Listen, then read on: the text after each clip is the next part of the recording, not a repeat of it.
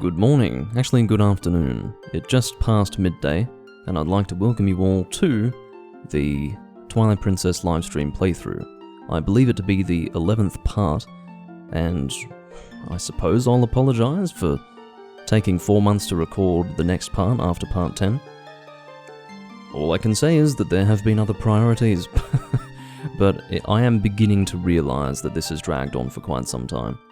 The beverage that I will be consuming today actually reminded me of just how long it's been since I started this live stream, and indeed how long it takes for me to record a part of this series every time I sit down to do it. Or I suppose, you know, how long do I wait before sitting down and doing it each time? I'm beginning to realise the time scale at this stage.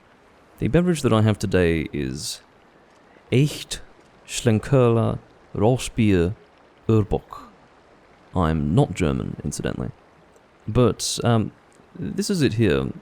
Now, the reality is that this beer is a seasonal beer. Now, the last time I had this, it was seasonal for last year. I'm now having this year's version.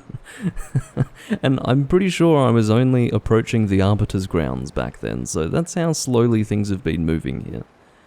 I have to tell you that in the 12 months that have passed since I had this beer the first time, I don't think I've had a beer that I've enjoyed quite as much, except for maybe there were one or two, although I can't really put my finger on which ones they would have been. But yeah, this has been just a delightful... I think I had quite a few of them last year. Hello, Peaberry. Yes, I do not have Sambuca, I'm really happy to say. Again, I don't want that to become a theme as if I drink it all the time, no, just for reference, just so that, or rather for clarification. I had it one time because it was given to me. I had never had it before because I don't drink liqueur, and I tried it on camera a few days ago, and I severely regretted the experience. It was a truly repulsive liquid. I instead have, as I previously intimated, have before me now, in my hand, a truly delightful beverage. I will be consuming it out of the same glasses that I was drinking it out of last year. It will be my Westfleteren 12 glass, and yeah, that really is the most appropriate glass for me to be drinking this from. To now touch on the game and what I will be doing in the game, obviously because months pass between each of these recordings, and given that the last recording that I did was 4 months ago, my head is not deeply embedded in the process of playing through this game right now. That doesn't mean that I have no interest in it, it just means that I need to familiarise myself again with the order of business.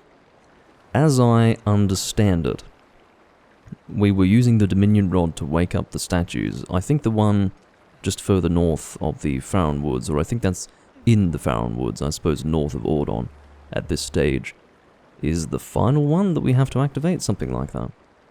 No, I'm actually not supposed to be on the right. Well, excuse me, I'm not supposed to be on the left. It's good of you to ask, Peaberry. I suppose the reason why you do ask is because I almost never play games where I would prefer to be on the right side. Now, the funny thing is, let me put it this way. I prefer to be on the right side in all cases. It's just that for most games that I play, if I put myself on the right side, I will be covering something important. Monster Hunter in particular has the item scroll bar, and I do not like to be in front of that. I find that to be very important. In this game, I don't think I would really be covering the map in every case, but regardless, I do prefer to be on the right side if I'm not covering anything important. You can see that the rupee icon is just barely visible there. Or the other way. The other way.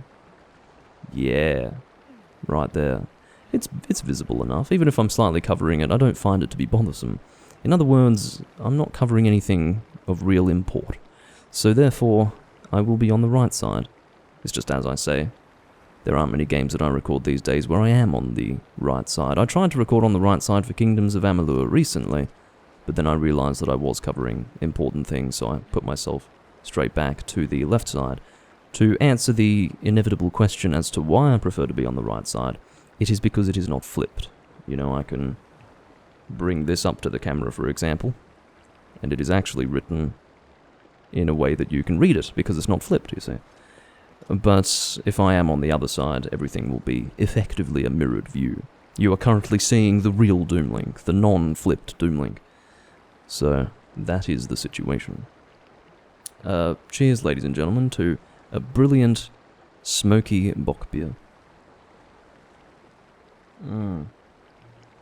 Oh my god. It feels like no time has passed at all. I associate this flavor with playing Twilight Princess, and here I am. Because it was while I was playing Twilight Princess that I tried it for the first time last year. A truly brilliant beverage. Yeah. Where's my controller? Here it is. My good old GameCube controller. I don't run this GameCube frequently enough anymore, I have to tell you. And I also have to tell you that when I do launch this particular game to record it, I have to endure what can only be described as an unpleasant and tiresome process of trying to load my... What's it called again? Action Replay, is it? Yeah, I just had to remember that that's what it was called, or had to remind myself or confirm that I was remembering it correctly. Yes, Action Replay. Half the time my Action Replay disc is not recognized by my GameCube, which requires me to engage in all sorts of placebo-focused solutions, which involve taking the disc out, blowing inside the disc reader, and then putting it back in and praying that it loads, and then having to do that approximately 10 times before the disc is finally read. This is something that I must do to be able to run this PAL game at 480p. It would otherwise be running interlaced as opposed to progressive scans. So, yeah, these are the things that I put up with off camera for your benefit, and by you I mean a handful of people, of course, but it's for my enjoyment more than anything else. Okay, so I think all that we have to do is move this guy over here, I think. Where are we taking you again? I don't know, it doesn't especially matter. Let's just put him in here, because I know that putting him here will allow us to access something over there. I'm sure what is needed will become apparent in no time at all. I'm assuming that the game looks fine, by the way. Come to think of it, the last game that I recorded was... What was it?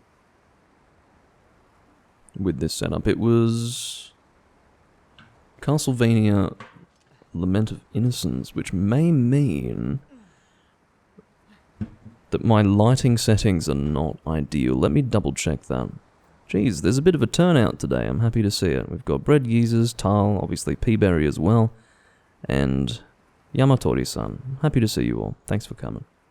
I'm going to check just to make sure that I'm actually happy with my current video settings. It's entirely neutral, and I don't think that's how I like it.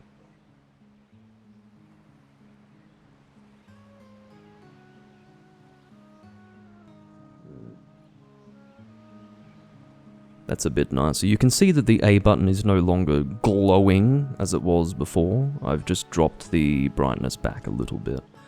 There's a long story in relation to how the game looks when loading as a PAL game at 480p. To cut a long story short, it doesn't look natural. The game is not supposed to look that way. I think the colors become a bit washed out, and yeah, long story short, I wish that it did look normal. This game looked a whole lot better when I was running it at 480p in the Japanese version, but the higher resolution is nice, I suppose.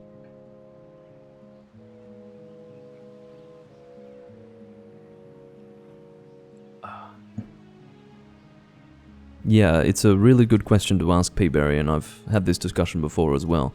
It's entirely illogical that they decided to put Midna on the Z button in this game.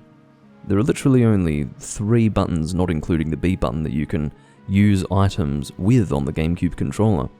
And they decide to limit those 3 buttons to 2. It's just totally unnecessary. You can either have it on one of the directional buttons. I mean, how hard would it to have it be the down button? I'm pretty sure they did that in the HD version. Well, it really makes no sense at all that they wouldn't do that. I'm trying to work out how I'm supposed to get on this thing. Am I missing something? They did make it seem... Oh, I understand. We have to be in wolf link form. Oh, of course, that would be about right. Alright.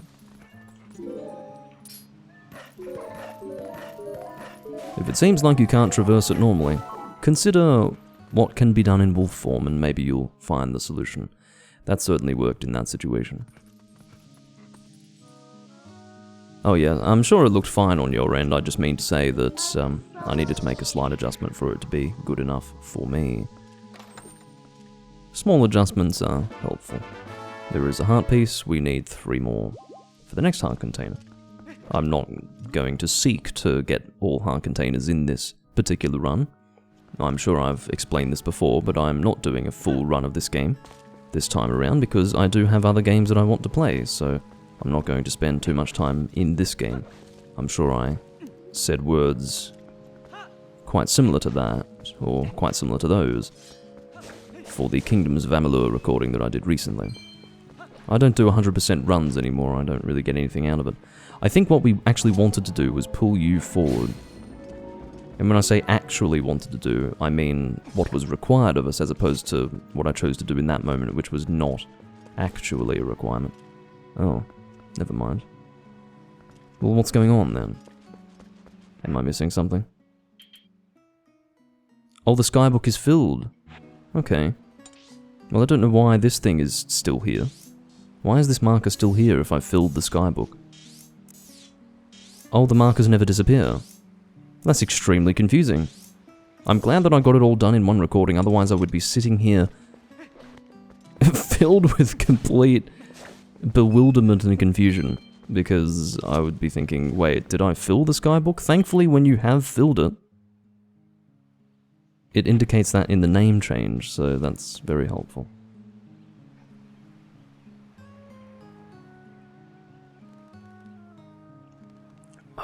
Well, if you didn't really play this game very much, Yamatori-san, I'd recommend giving it a try. I don't know if your GameCube is still in working order, but if it is, pick it up. It's only expensive in the PAL format. That was the one that I got at the time, which is why I'm playing it now. I don't know if I would be willing to spend the money to get it now at its current price on the market. It's a bit unreasonable. I believe the reason why it is so rare, and PAL games are usually rarer, is because this one was not heavily released. Alright. So, I'm assuming we need to go to Shad. I think his name was Shad, wasn't it? And if we need to go to Shad, I'm assuming he will be in Karkrika village. We will presumably present to him the filled skybook.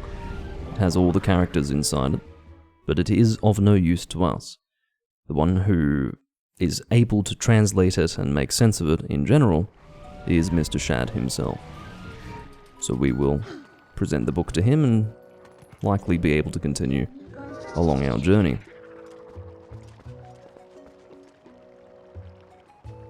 Well, Link's Awakening and Oracle of Seasons are 2 very good games. If you played Oracle of Seasons, I'm assuming that when you refer to Link's Awakening, you're referring to the original version, which is a funny story in and of itself, which I'm sure I've discussed before. In fact, I'm certain. I just don't know how long it's been since I last had this discussion. But Link's Awakening was for a very different Zelda player, as compared to, for example, A Link to the Past. Link's Awakening was not a casual couch gaming experience. Link's Awakening was very puzzle-focused, and traversing the overworld was not a simple task. It was a little confusing, and to be honest, I do prefer the experience of games such as A Link to the Past, because I'm a bit more of a casual gamer these days. But, quite interestingly, and I have no doubt that this was the case, when they remade Link's Awakening, they would have made it probably closer to A Link to the Past. I don't want to get my names confused. They made it more similar to Link to the Past, because I cannot imagine younger audiences of today being able to play a game like Link's Awakening as it was originally. It's just not a very beginner-friendly sort of game. You played the Game Boy Color version? Very good. You played it through a Game Boy emulator on your Dreamcast. Wow. Well, that's a unique way to experience it. I play it on my Game Boy emulator on my GameCube, which is an emulator technically, but it does actually take the cartridge itself. It's the GameCube Game Boy player. I have my Link's Awakening Game Boy Color cartridge somewhere. I'm not going to whip it out now because I'd have to dismantle my live setup in order to do it. But yeah, I can stick that into my Game Boy player and play it from there. I do intend to record it at some point, it's just that Zelda games are not as comfortable or easy for me to record as compared to other games these days, so it's probably not going to happen anytime soon. And also, there's no audience for it, so it serves to discourage me in a way from playing it. Ah, Link, did you read my letter? As it turned out, that word I learnt from you didn't do anything with the statues I found. Oh, well, it did quite a lot for me. You don't need to look so downtrodden, my friend. After all that, I wonder how that word was supposed to be used. Don't know why you look so doleful. You're literally on the cusp of a brilliant, discovery in your own field. I have a book for you. If it's not yet obvious, get a load of this. Is this that book from last time? Are there more letters in the word than the last time I looked at this? How did you investigate the... Link, this is amazing, amazing. Now this must be the word we need. Let's try it immediately.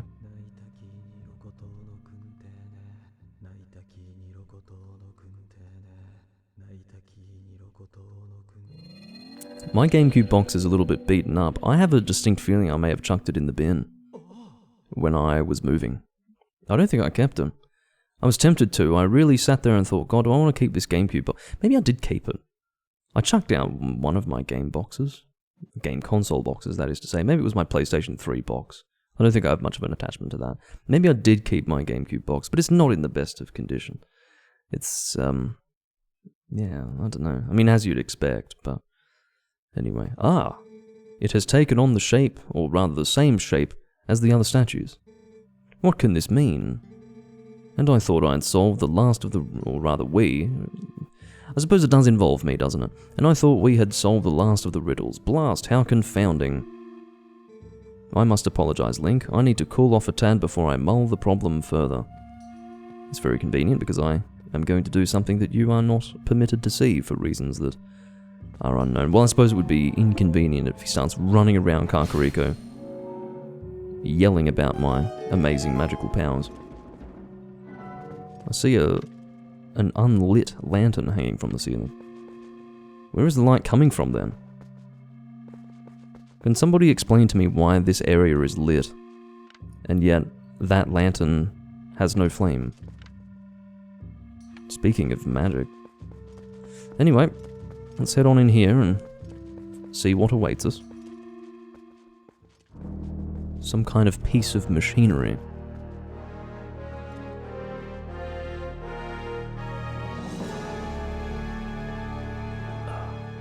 Link? How in blazes did you move that statue? And what's this? Amazing, spectacular. This must be the sky cannon I read about in my father's notes.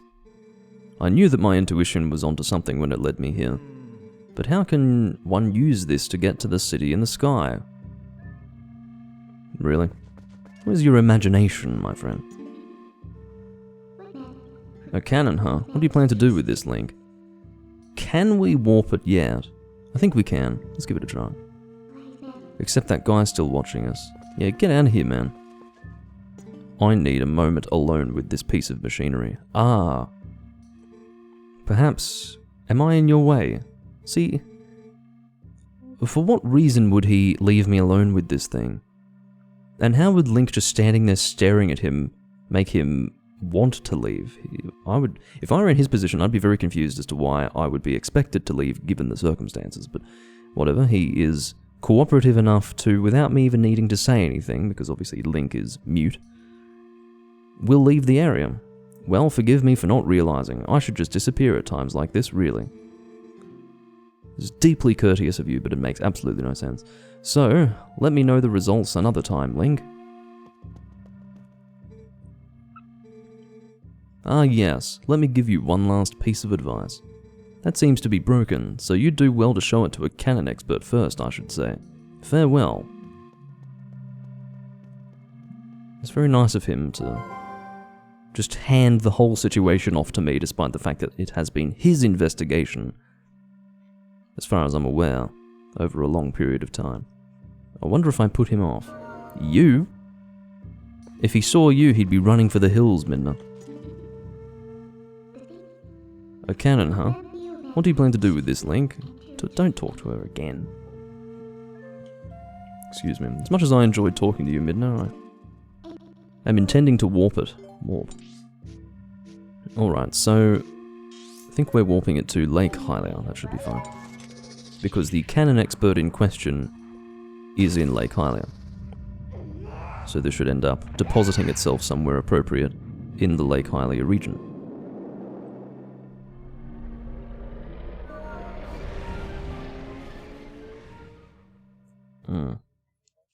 So good to be drinking this again.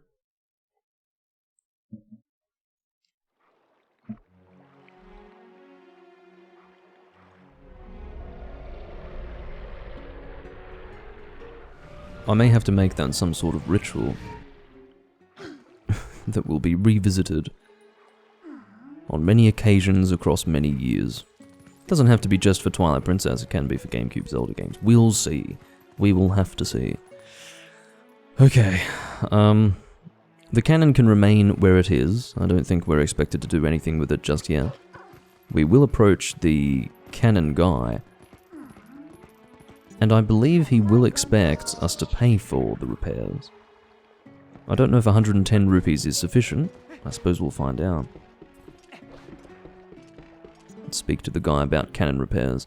Interestingly enough, and I've never really understood this, the repairs option that we are about to select has been an option in his list from the very beginning of the game, effectively. I mean, I wouldn't say that we met him at the very beginning of the game, but it was much earlier on in our adventure when we first met him, and the option was there at that time.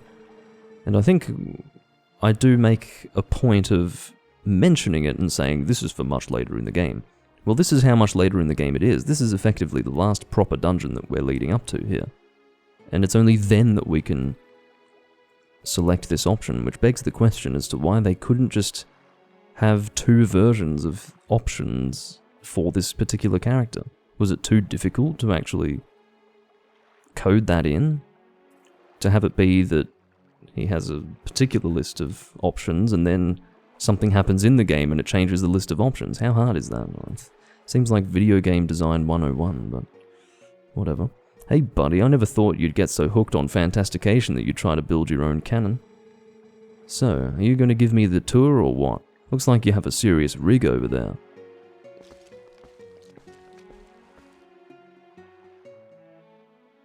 Whoa, it's kind of retro, huh?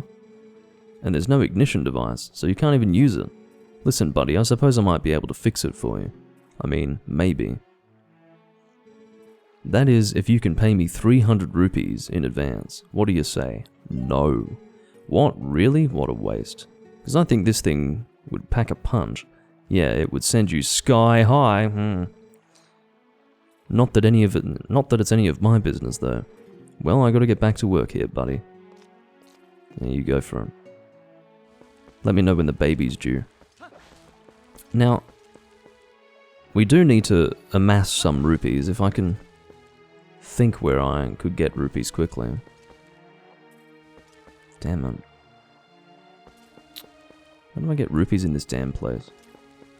I suppose I could try doing this guy's creepy boyfriend's minigame. But I have to pay to get up there, don't I? So it's a bit absurd to be paying to make rupees. Maybe in the long term it would be better to do that than to do anything else.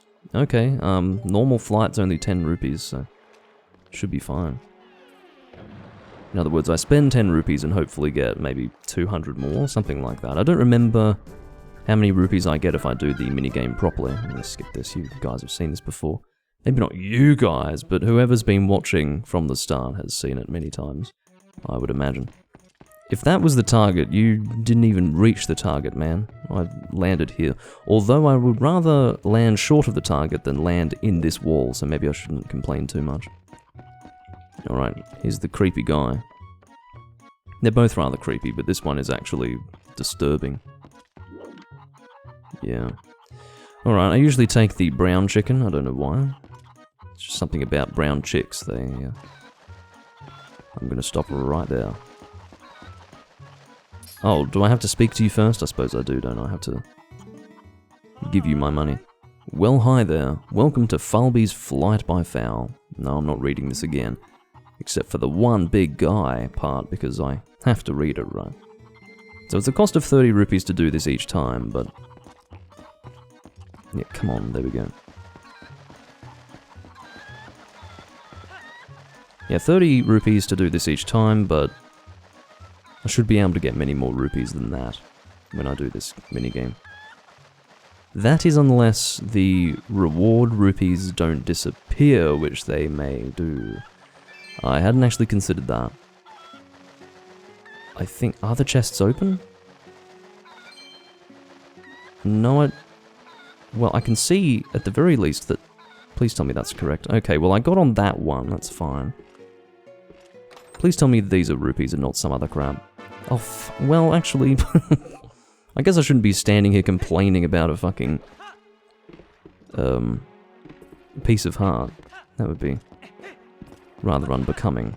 I think I should take it when I can get it, but the point is that, oh yeah, that's a good question. Do I have bugs to give the girl in Hyrule Town? See, my head is just not in the game at the moment, so... oh, there you go. So that's going to be 100 rupees, I think, yeah. So, that's 150.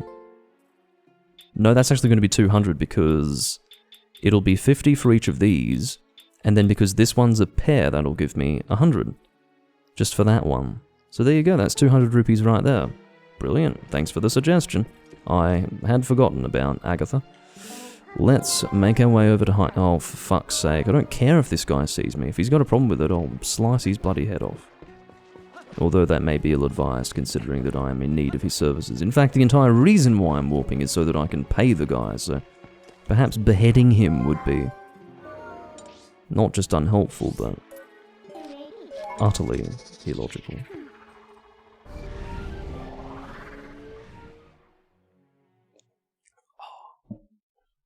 Alrighty.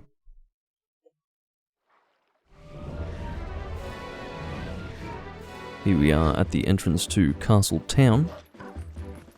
Can't wait until all these stupid symbols disappear. Oh, here we go. It's the postman who can recognize us in wolf form. I'm surprised this fellow hasn't hyperventilated by this point.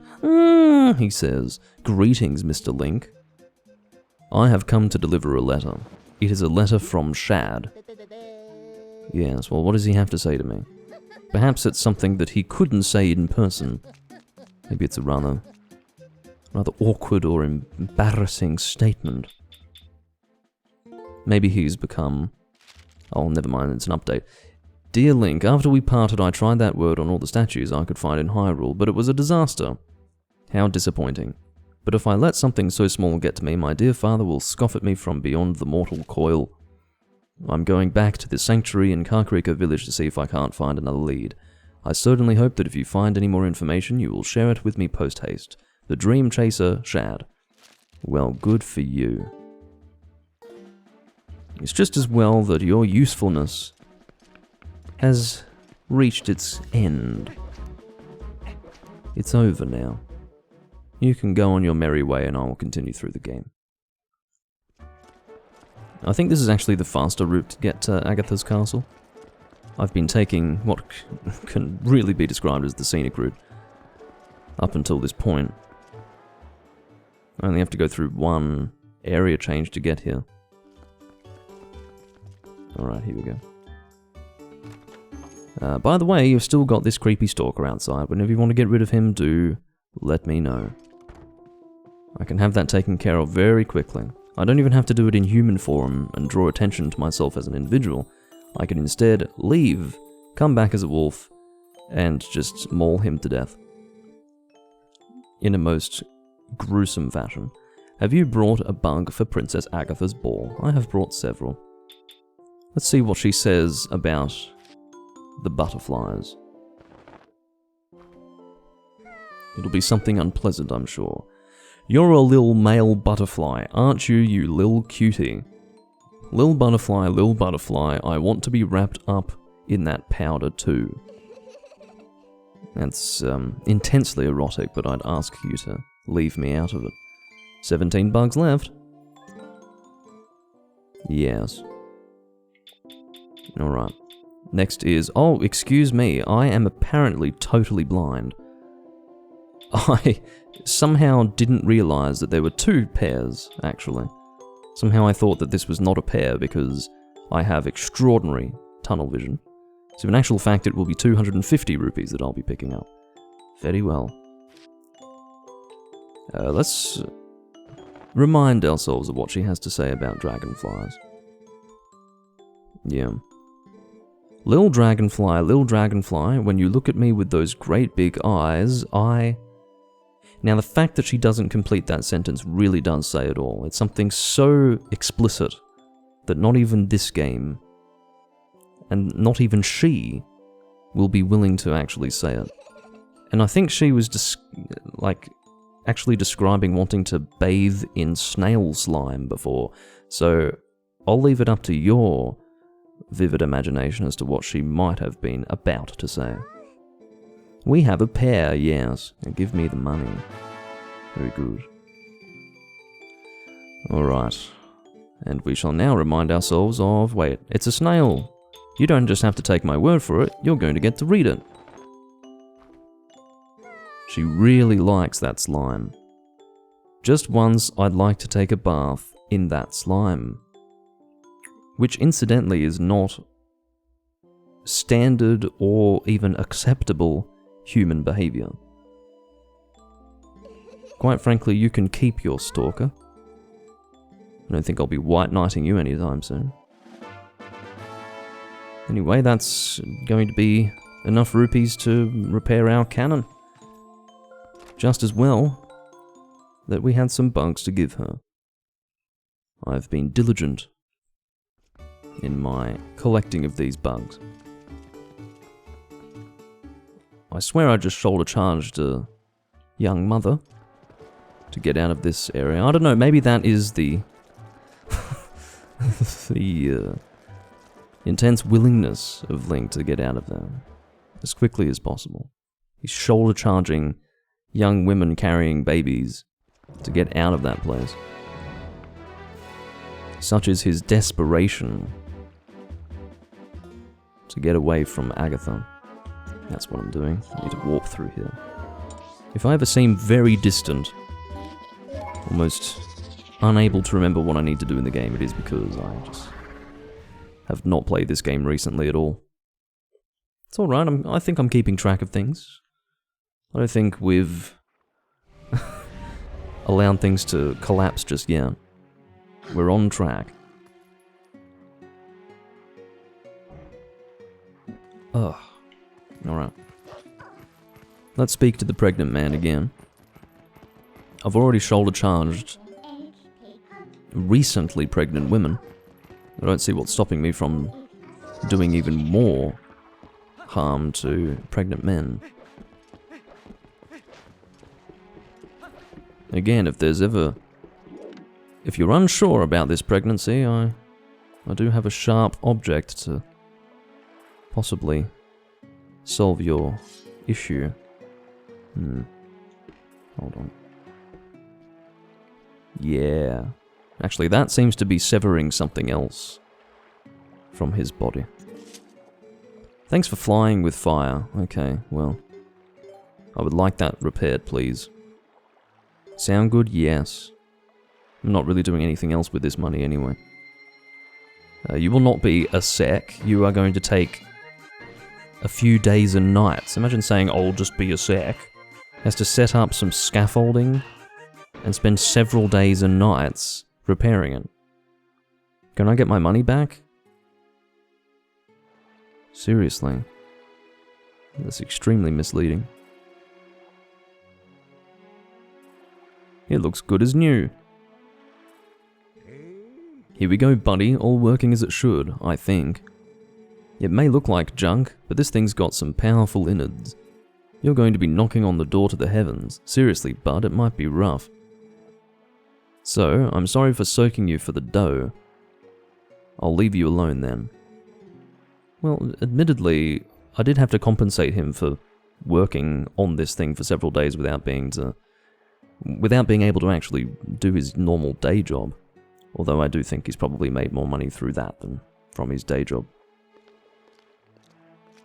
Can't imagine how many takers there are in Lake Hylia for being shot into a fucking cannon.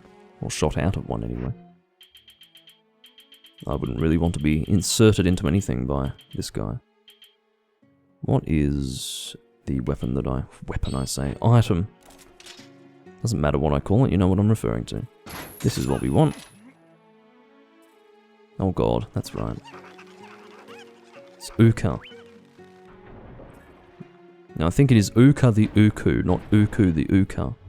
I'm pretty sure that's how it works. There was a period of time where I thought that it was the opposite to what it actually was. Hopefully I haven't forgotten it again.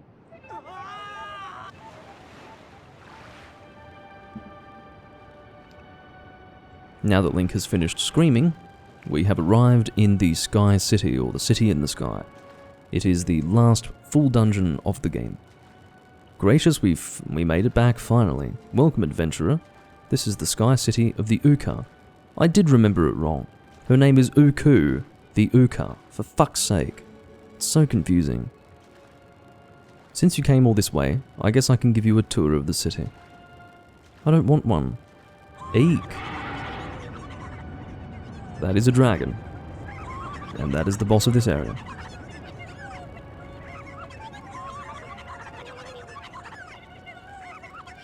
There seems to be a lot of noise going on. Okay. That was really engaging. Brave adventurer, you won't believe it. There is a dragon raging outside the city walls. No, I don't believe that for 1 minute. That is totally far-fetched. I've never seen a dragon in these parts. Ooh, I'm terribly worried about everyone. I'm going to check in that shop for survivors. What do you mean? The shop seems perfectly fine. I don't know upon what basis you're assuming that anyone would be harmed in that building. It is perfectly immaculate. Unless the mere presence of the dragon caused them to faint. And then possibly, I don't know, choke on their own saliva? I've got no idea, but the point is that I think there's a heart piece down there. Yeah, whatever the point was, it wasn't as interesting as me realizing that I'm pretty sure that's a heart piece down there. Which should be the last one I need for a new heart container, if I'm correct. Oh, I see. Uku's name is a hex code that makes green, like Link. That's a lovely little Easter egg there. One that I... Yeah, well, that's a heart piece alright. Fucking 20 rupees, man. Is there really no heart piece around here? Anyway, I don't know if I had heard that in the past and had just forgotten it, or if that is actually the first time I'm hearing that, but that is interesting.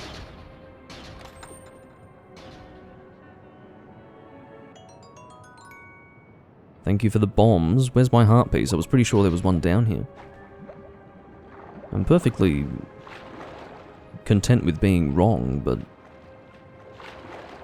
that's really wrong. Oh, I just came from there. Go away. Give it a rest. I'm going to check the shop as well. See if there are any survivors. Don't you dare. Stop it.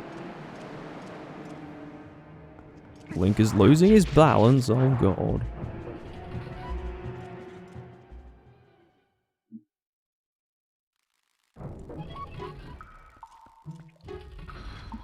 Do you have any heart pieces for sale? There do appear to be survivors. Well, there, however, doesn't appear to be anything that I would like to buy, so I shall promptly take my leave. I think we're ready to begin the dungeon. I'm sure there will be 1 or 2 heart pieces in the dungeon, so I'm not too worried about that. Oh, I need 2 more heart pieces left. Very well. Oh, I'm just going to go for it. Yep. I say that because there is obviously the risk that I'll get blown off the edge if my timing is poor with that wind. Alright, let's get a bow on the go. I think we do want one of those, and I think I will keep the iron boots for the moment. I think it would be wise to... That's it. I think attacking you here is a bad idea because I'm running the risk of having this wind cause trouble. I'm putting on the iron boots and making use of them, just for good measure. For goodness sake. Get out of here. I'm pretty sure that regardless I do want to have the iron boots. Oh, I have to wait until the wind has finished doing its thing. There we go. I was looking at the propeller in the distance, you see. But that spins constantly. Alright. In we go.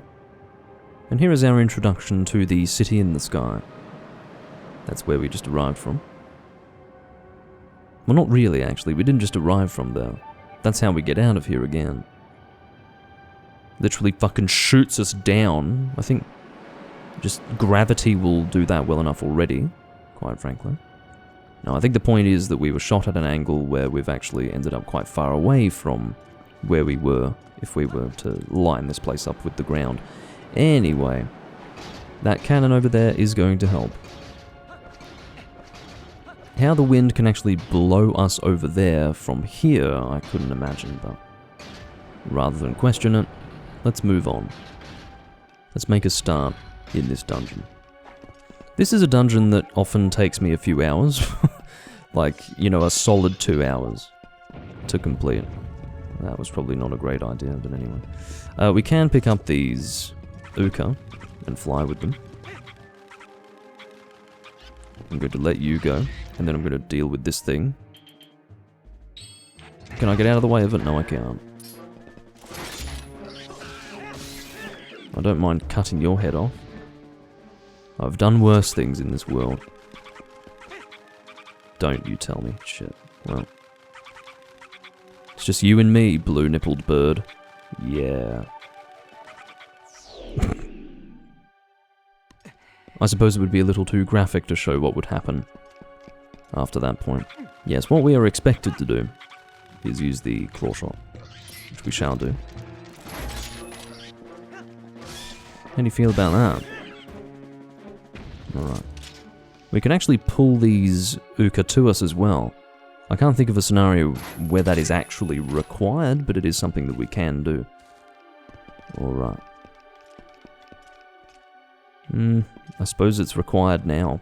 Never mind. That's why I noticed it when I did. Oh, come on, fine. You've been spared for the time being. Alright. Can I get up from here? Yes, I can. Oh, God. Hurry up. I think that bird's gonna... No, that bird is not going to die. In the first instance, it can effectively fly, and second of all, it was not sitting on the block that was falling.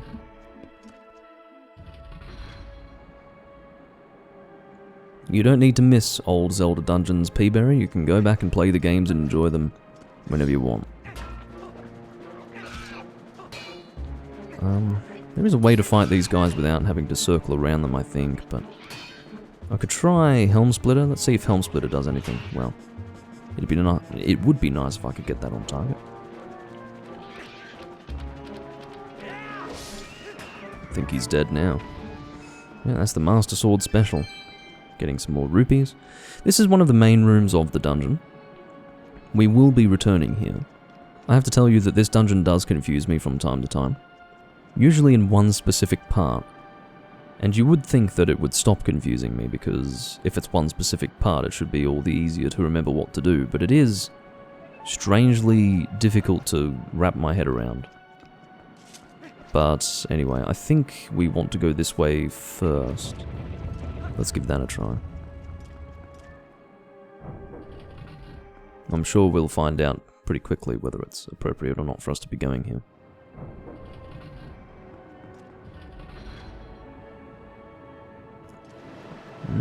Doesn't look like a great idea. I could be wrong. We can use the spinner to... Oh yes, I remember this. We can use the spinner to create a pathway. Specifically extend the bridge across there, and then I think the bridge is later destroyed. But for now, we can actually do that. So we'll do that.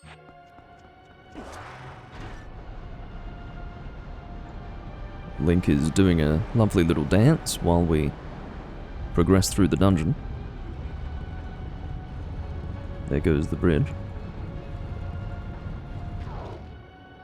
You can see that there is an entranceway just under there. I don't think we need to access that right now. In fact, I would suggest that we cannot access it just yet. That will be for later.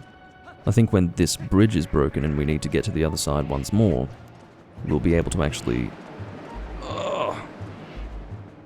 we will be able to use the dungeon item to get across. Go away.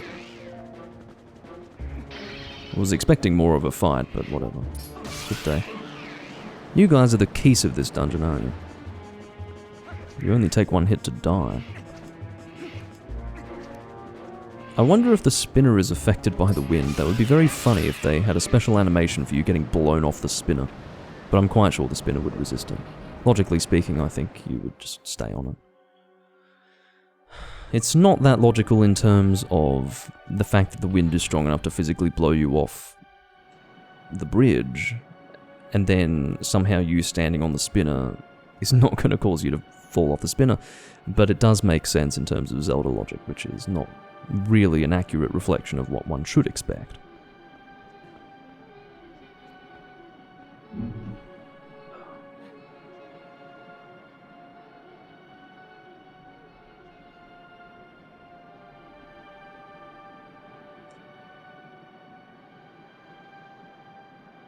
Very nice. Very smooth head as well. Not that you can really see it, but it's very nice.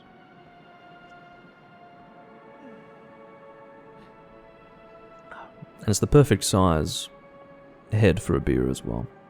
I hate it when you've got like those really big heads of foam. It's not very nice. I want to drink liquid, not fucking foam. Certain European countries really like a massive head on the beer. It's awful. Why on earth would I want that? Quite obviously, I'm sure I didn't really need to explain it, but we were not able to continue in the direction that I thought we were needing to go in first and foremost, because we do require a key for that. We'll head over this way next. I was going to say first. I meant before checking out that direction. I'm pretty sure we can't go there yet, but technically this would be the second direction that we're going in overall, so... we shall give that a try now, and presumably we will get a key from going in this direction.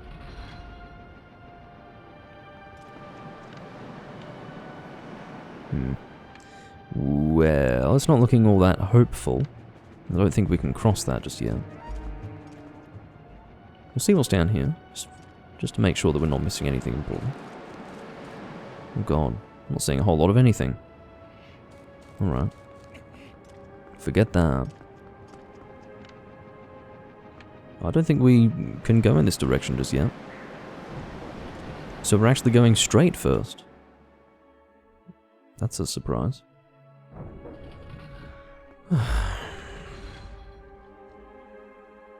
Alright.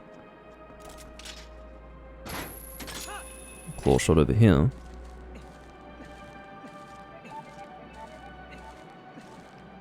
That, I mean, it was a bit close to me falling to my death, but... again, the important thing is that I didn't. So we will continue with that in mind. In fact, it's only because that didn't happen that we can still live. I'm not entirely sure how to progress at this stage. I don't really see what to do here. Yes, I can claw shot to this, but it's not going to do anything for me. At least I don't think so. Not right now. Yes, I can also claw shot to this, but it's not going to do anything for me right now. So, yeah, I really don't think that great, I'm only just now coming into the dungeon and I'm not quite sure how to progress. I'll work it out, without a doubt, but... I'm sure this is almost an exact repeat of when I was playing the Japanese version. And possibly the HD version as well. This is the third time that I've played this on this channel. Oh, there it is. Yeah. I found it. That's where we want to go. Yellow rupee. I'm sure that almost in every scenario when I play this game, I have to go through those three directions before coming through here. Almost certainly.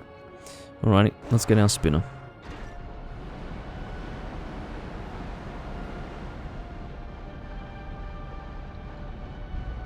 I was actually right that we wanted to go to the left next, but we did have to do something first.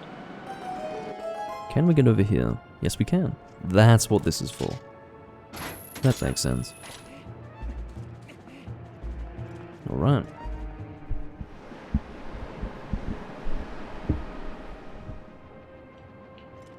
Trying to put the microphone in a more comfortable position, you know, so that you never want to be leaning... Oh, fucking hell. You never want to be leaning towards a microphone. It's not good in the long term. If you're going to be doing a long session, you want to have yourself in an upright position, and then have the microphone come to you, you see. It doesn't help anyone, and particularly not you, to have to lean towards the microphone. You see it sometimes with some radio presenters, they're just in this habit of having the microphone really far away from their comfortable sitting position, and they end up slouching for long periods of time for no good reason. It's bizarre. Like, why the fuck are you slouching? Anyway.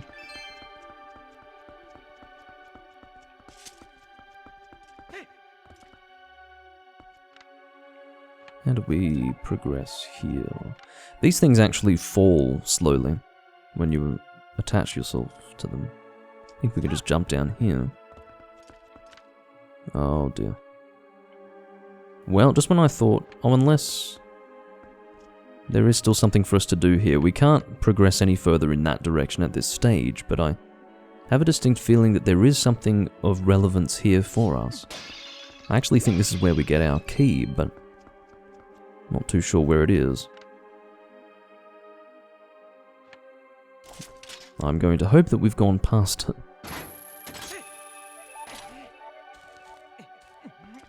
Alright. I think that's it over there, isn't it? See that chest? Yeah. Had a feeling. I don't know what we're claw-shotting to, but there must be something here. Yeah. There we go. Fortunately, my vague memories of this dungeon are helping me out a bit here.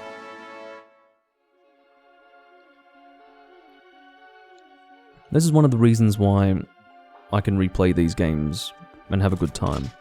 It's because I don't remember the dungeons really clearly, so it doesn't feel repetitive, but I can remember them just enough to not be sitting here spending like 5 minutes trying to work something out, and I'm instead taking about a minute to work it out. Yeah, this game is lovely. Got a bad rap at the time, but whatever. So did Wind Waker.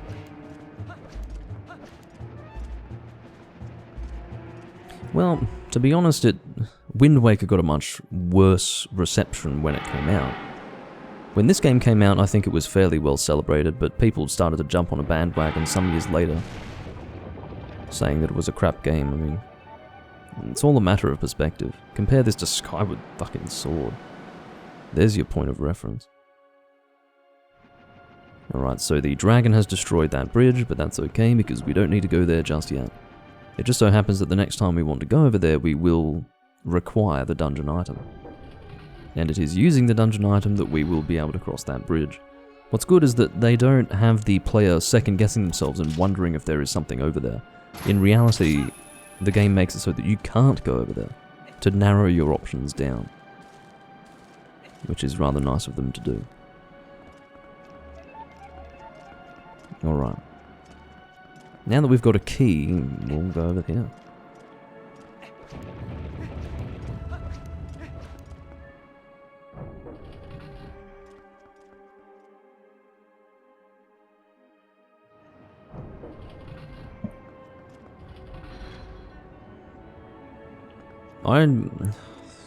The only Resident Evil game that I remember getting a bad rap, and I don't think I was paying any attention to Resident Evil when the 4th one came out, but I think it was 6, wasn't it? The one that was really bad. I keep forgetting if it was 5 or 6. I think 5 was okay, but then 6 came out and everyone was just like, what is this absolute garbage? It was rather the same as Final Fantasy 13.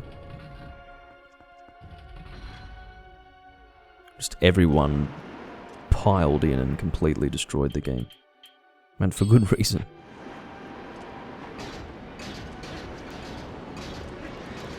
Oh, that wasn't a great idea.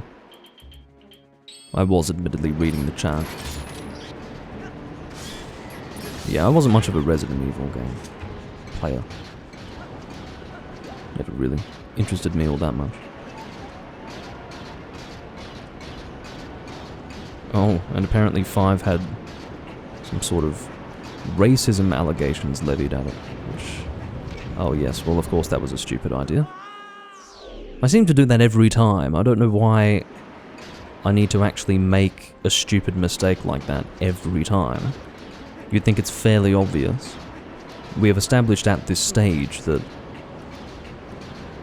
these blocks fall when we walk on them, and then obviously if we're using these boots, they're going to fall much faster. So really, I deserve that. I deserve the inconvenience of having to come through here again. Now, I don't know if we need to have the iron boots on to be able to successfully claw shot through that wind vortex. But I'm doing it for good measure, so that I don't waste my time further. Alright. As for getting across there, I think that can be... No, it cannot be claw shot to. So I suppose our only recourse is to make our way through this door.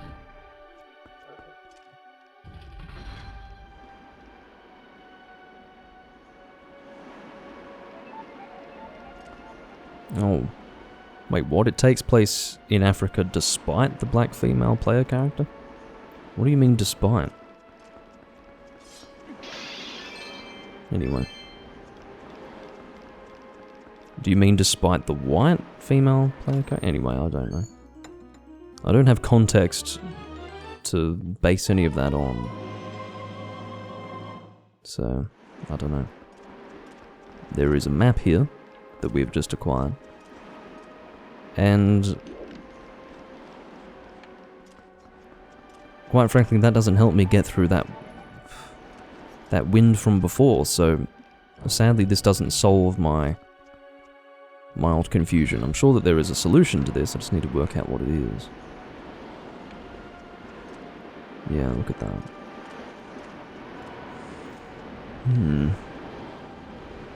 It wouldn't be the first time that I've found myself confused.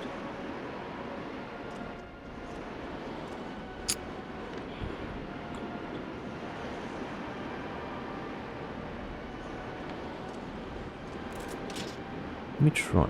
Okay, so I can reach that from here, which is reassuring, but...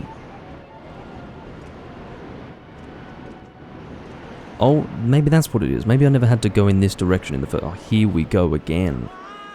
It's like deja vu. I'm telling you, the way that I go through this room is the exact same every fucking time. It is exactly the same.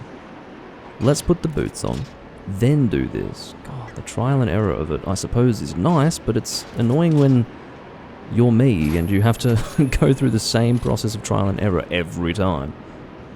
It'd be nice if I could just remember what I'm doing, or perhaps take things a little more slowly.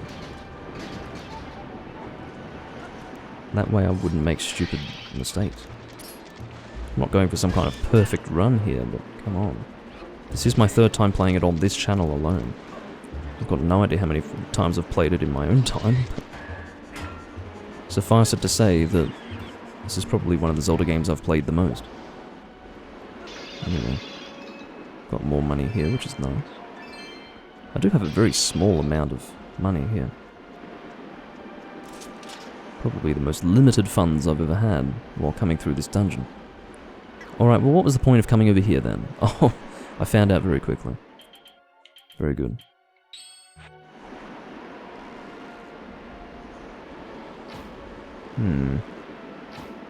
Aha, I need to use the claw shot. I think the claw shot can actually resist that wind.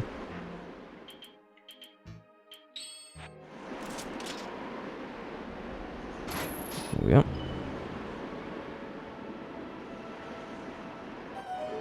I'd like to know what technology makes it so that the claw shot can actually shoot itself out at a greater velocity and force than an arrow being shot from a bow. I do wonder these things.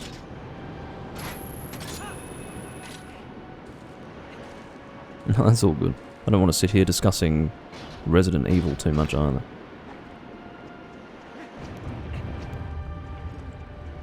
Now, we can finally get through this room. I enjoy that, you know, just getting through one room requires a bit of thought, a bit of moving around and slowly working things out. That's the beauty of a game like this, you see. Jump across. That is, I would assume, 20 rupees. Get out of here. Gonna do a risky jump. It was actually not the positioning that was risky, it was the fact that there was going to be a column of air pushing me. I instead jumped so stupidly that I made it look as if the risk was instead the jump from one thing to another. That really wasn't the difficult part, it's just I have a bit of a talent for making things that are rather simple look difficult. Not all the time, but sometimes. Oh god. I remember how to deal with you. Considering you live in a location where wind is constantly blowing, you are surprisingly susceptible to wind, aren't you? It's nice because what they do is they reward you for not only your observance. To be honest, you'd have to be pretty unobservant not to notice this thing peeking its head up from underneath this tile here, but more than anything else, they reward you for bringing back an old strategy from the first dungeon of the game, here in the last dungeon. I suppose it's not designed to be difficult, it's more to give you that warm, fuzzy feeling of, oh wow, I've come so far in the game, I remember that strategy from back in the first dungeon. Or that puzzle or trick, however you want to describe it. I do remember fucking... Or rather, I do recognise that you're there, is what I meant to say. In reference to the case that is already dead. I'm not going to sidetrack myself by opening that chest, I really don't care about it. I'd rather get through here as quickly as possible. I don't want a super long recording today, I do have things that I want to get done. So, yeah, the quicker I can get through this dungeon, the better. It's not going to feel as if I'm rushing my way through it. At least I don't think so. But yeah, I'm going to try and be efficient.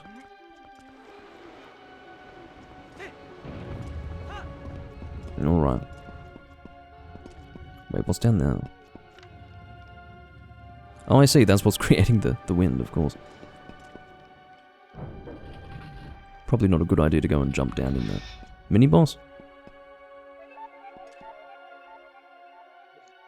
It is not the mini-boss. I do remember the mini-boss of this dungeon, and it's not these two assholes. Alright, fine.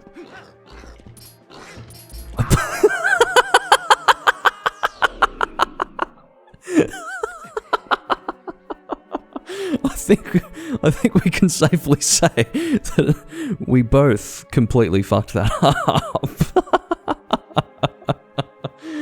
Oh, that was a special moment. Take two, guys. Take two. I think we need to do a little better this time. Fucking hell. Here I am, ready for this intense 1v2 confrontation, and then we just both fall to our deaths. If you could actually fall, that would be excellent. If I do a Helm Splitter on you, I'm going to end up falling off, so I'm not going to do that. Oh, the other one has permanently died! That worked out in my favor entirely. How hilarious is that?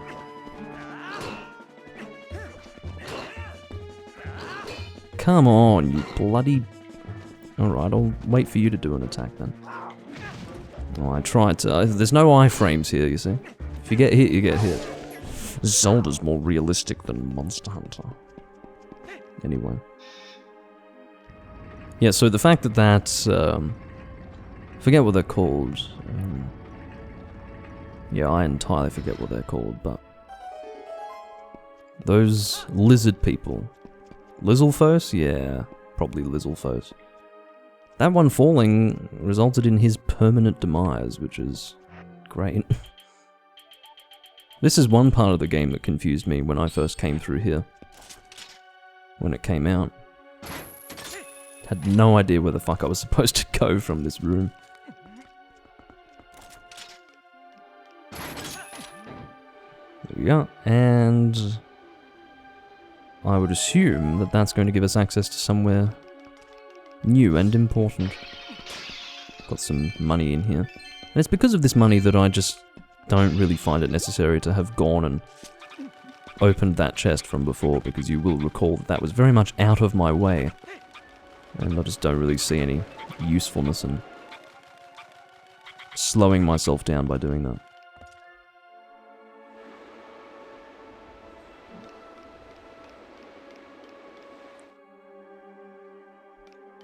Yeah, I don't like the special sheathing after killing an enemy because it happens too much. If he did it occasionally, it would be nice. But if you get the timing right, and what it is sheathing immediately after killing an enemy, he does it every time, and it sort of loses its novelty, I suppose.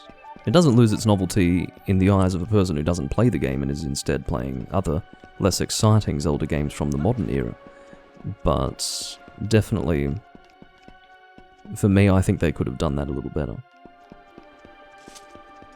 But in terms of him swinging his sword while locking onto an enemy, that's pretty cool. I'll wait until we get a fresh gust here.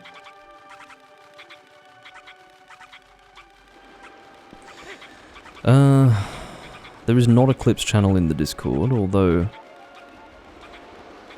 I think all clips can be viewed. You should be able to view clips on my Twitch channel, honestly. I think you just go to clips and then check them there.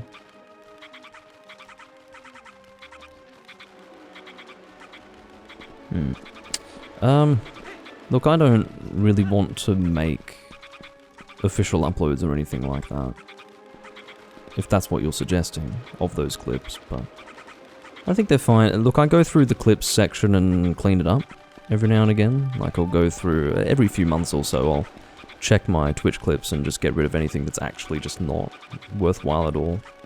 Like, either not funny, or perhaps an accidental clip, or one that was clearly not intended to be clipped in the way that it was, because it's not actually clipping anything of interest. Yeah, I removed those ones, but...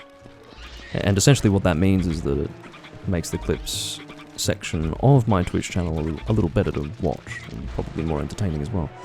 I feel like I've just been dropped in the pit with this fucking thing, because I overestimated the flight capabilities of these Uka. How am I going to get to that chest then? Oh, I need to make use of that gust, I see. Alright, well, if I could get you, please.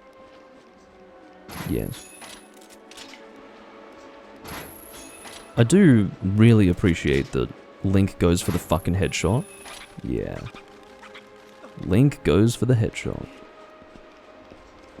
Oh, fucking bastard creature. bastard creature! He just juked me. Did you witness that? Fucking hell. Can't believe what I just saw. What am I supposed to do? Can I claw shot to this from here? Please tell me I can. No, I can't, but I can fucking claw shot to you. Shithead. Ugh. Yeah, well, that one was a highlight. A clip and a highlight differ in that highlights are things that I actually make, which are generally funnier, but anyway. And I do mean generally. I'm sure there are some clips out there that I haven't highlighted that are pretty good.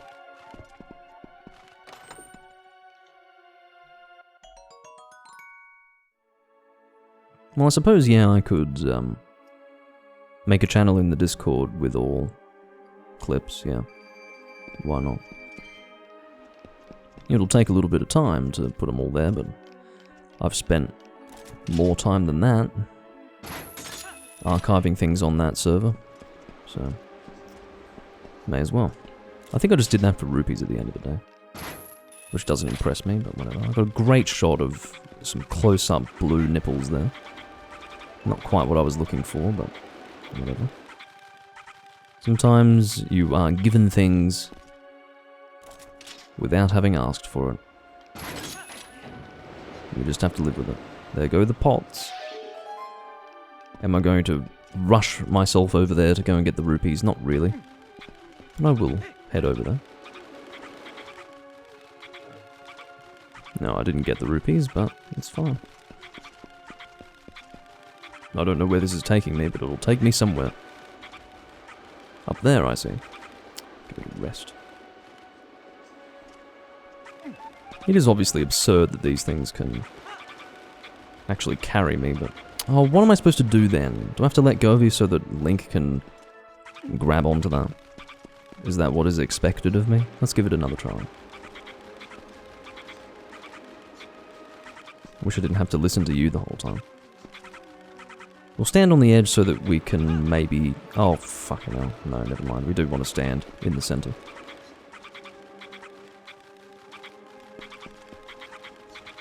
Oh, an open channel for people to... no, actually, I wouldn't do that. Because then, if it happens to be like a really crappy clip, one that I don't care about, it becomes more of an event if I not only remove the clip from the channel, but also delete their post, if you know what I mean. So I would rather just have it be something that I handle personally. It's just because at the end of the day, people do make really shitty clips. Not ones that... At the end of the day, I'm not going to broadcast anything that I wouldn't want people to see. What I mean is that they make clips that are just not funny. Of things that are just not even close to putting a smile on my face, at least. So, you know, I do want something decent. And is it my place to decide what's funny and not funny? Well, in relation to my content on my Twitch channel, I'd say yes, it is my place. So that's the way I see it.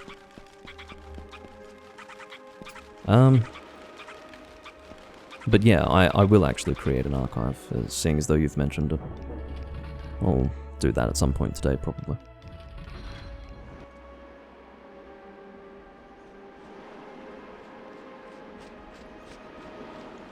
Feel free to remind me of a clip if you've made a clip and you want it posted like that day, feel free to remind me and I'll get it done. I'm always open to suggestions. Well, obviously at this stage I would like to get over there now, but I don't think I can. I think I have to work my way up there. Unless... No, this Uka definitely wouldn't be able to carry me over there. Although I could try it. Alright, here's what we'll do. If I fail this, which no, I definitely will. I'm only going to decrease in altitude as I cross that, and... Okay, let's be sensible about this. There is a switch somewhere, and I think I can see it. It's down there. When we pull that, I think the thing above it opens, and then we can continue along our journey.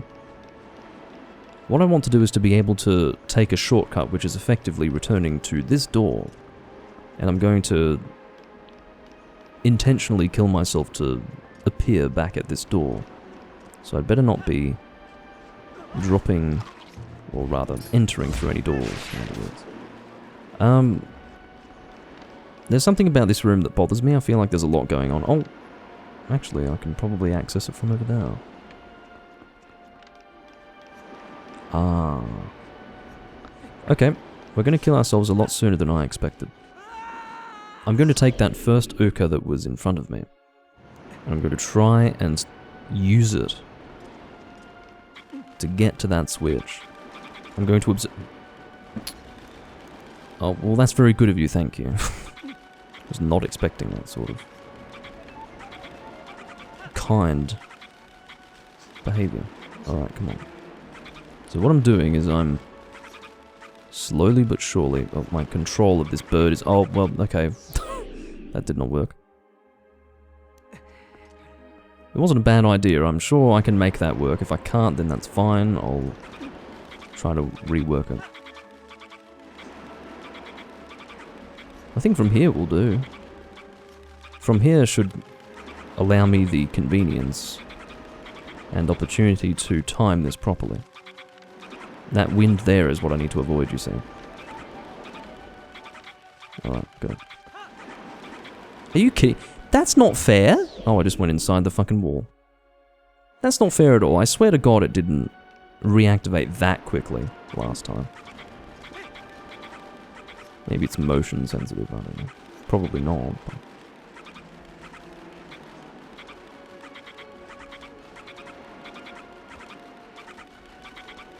Right, let's have a look. Okay, go. Go. Okay, I made it. It's just that the window is much smaller than I first thought. Alright.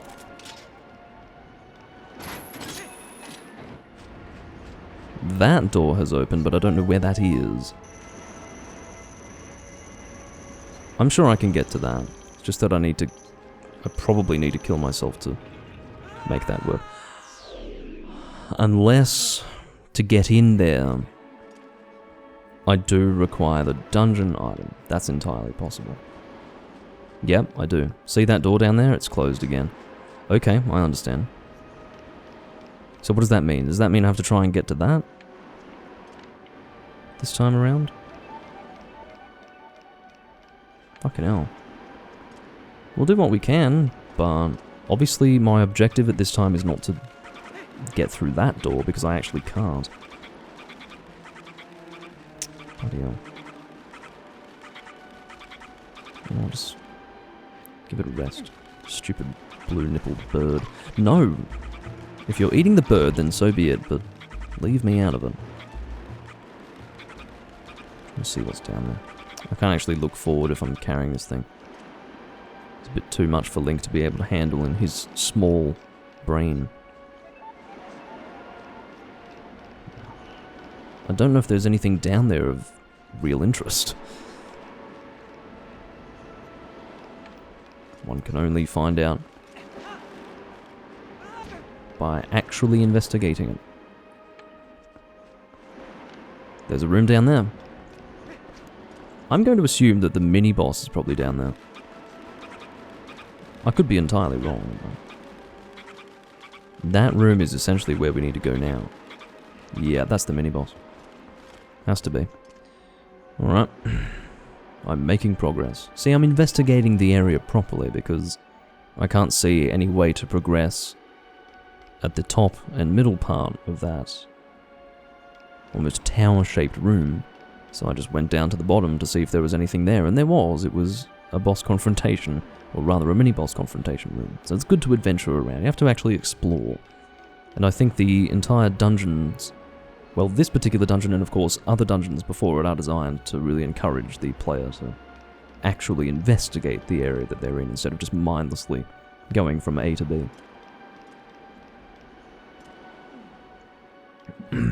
Alright. This is a fun mini-boss, I like this one.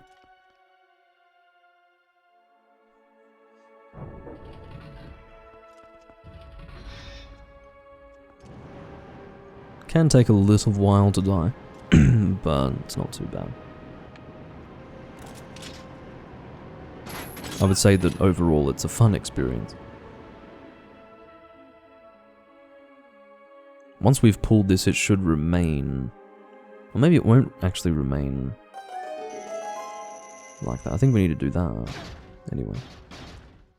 And what's funny is that the iron boots don't actually affect Link's ability to walk or run in cutscenes. So if you do have the boots on, you can see him move in all sorts of strange ways with the boots on. And yes, you can actually have the boots on in one of the last cutscenes of the game where Link is actually running at full speed. And he's wearing the iron boots, which is, story-wise, kind of a story-breaking moment. Alright. We may actually need the boots on for this. Let's find out. No, we don't.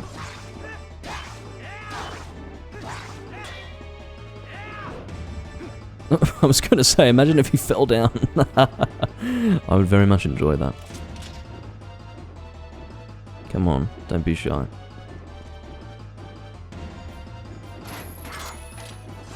I have my claw shot at the ready because he doesn't give you a huge window of opportunity to pull him in.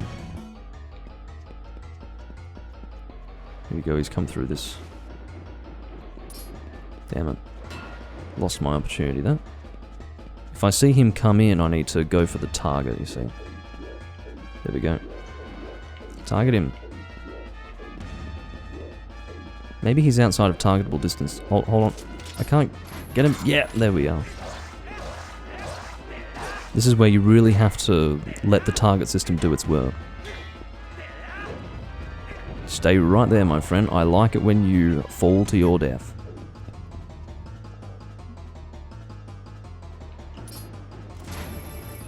Damn it, I was out of range.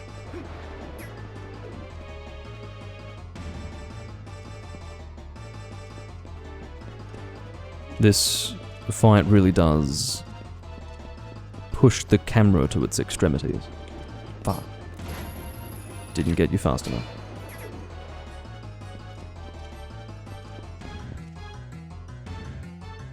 This is a good spot to stand. I think this might be the last one. There you are. At the end of the day, he is only a mini-boss. He's not going to take that many hits to die. He's also got a very epic death, much like the mini-boss of the Temple of Time.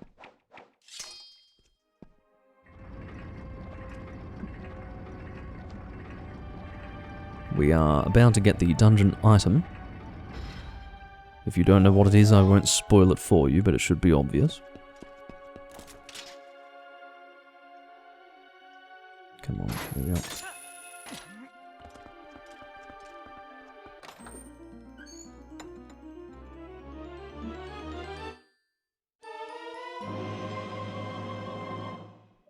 The claw shot again. Yep, it's the double claw shot. I always liked how wide and almost... I don't really know how to describe it. It's just a very over-the-top icon for an item in a Zelda game. I'm like, what the fuck is that? I think I may have seen the icon before I actually knew what it was.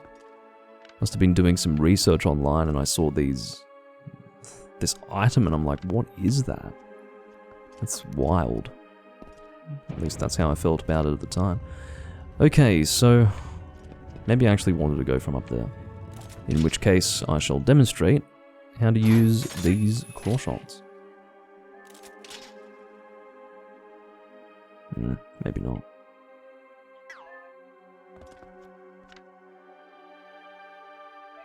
What can we attach ourselves to then?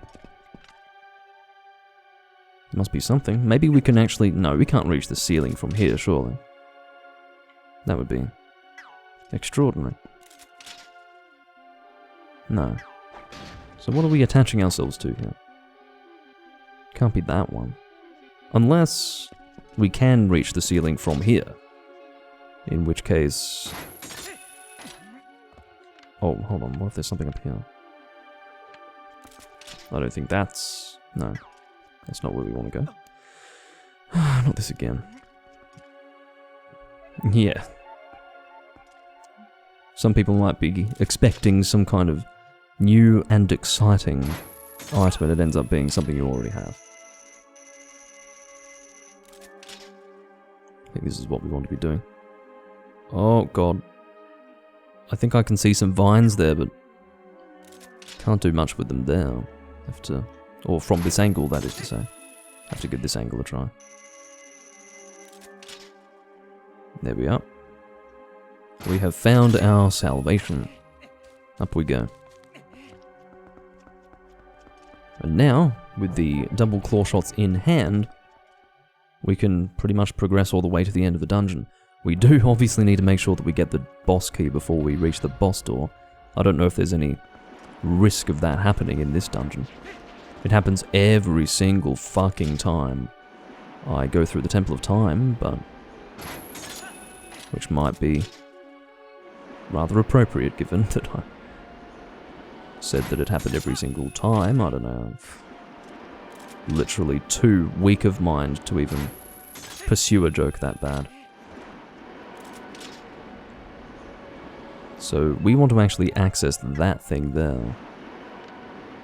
Let's find out if we do actually need the... Well, we're not going to find out if we need the iron boots to get through that successfully because the wind was not blowing at the time.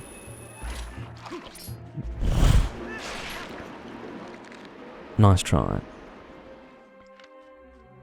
Where is that thing? It's up there.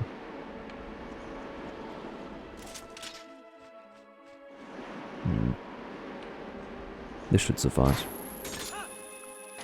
Let me just make sure that we're not going too high or anything like that. Definitely not at this stage.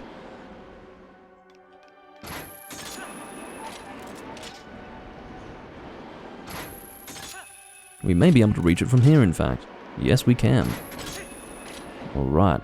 Now using the double claw shots, we will be able to get through this door. This is how it works, so you shoot yourself into here after lowering yourself down. That was actually rather dangerous. Imagine if Link just smashed his fucking head on those doors. That would be a nasty way to go, because if he were to do that, he would first of all receive an intense concussion and then he would fall to his death all the way down to the earth below. That's the way to go. I was just saying that it was rather unpleasant, but that's so exciting and unique as a way to die that I think I'd like to see that. Hello, Tron. I'm glad that you're still around to be able to catch my Zelda recordings. They are very infrequent, but I guess you really are around to catch them when they do come, and I appreciate that. Although I don't appreciate the return of jokes like those. Bloody hell. You really were so impressed with that joke, it's really a shocker.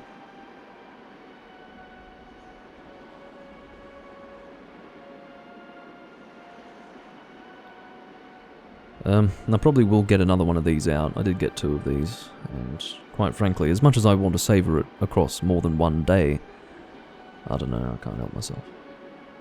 I'll get another one soon. Well, that makes 2 of us, Tron. I've got the week off. Okay, so this is going to be a bit of a time trial, in a sense. We can't just do... Oh, right. We can actually target these. They probably deem it to be too difficult to force the player to do it manually, so they can actually... Or rather, you can actually target those. You can see that these are all falling off. If you don't do it quickly enough, you literally fall to the ground below. Once again, this is probably the compass, given the circumstances. Ha ha ha ha. Do I really want these rupees? No, I really don't. Oh, I want them! And it fucking jumps after them, you know.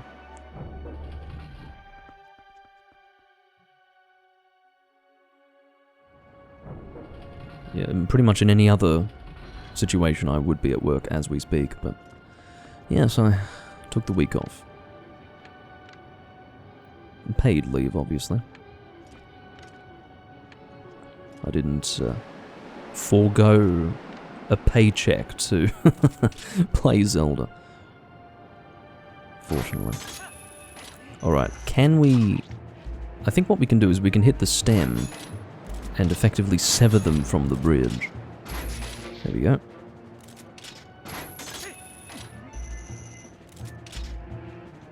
There we go. That's how you deal with them. I'm pretty sure that if you hit the heads, they really don't take any damage at all. I think you can hit the heads all day if you want, and it won't do anything of real value.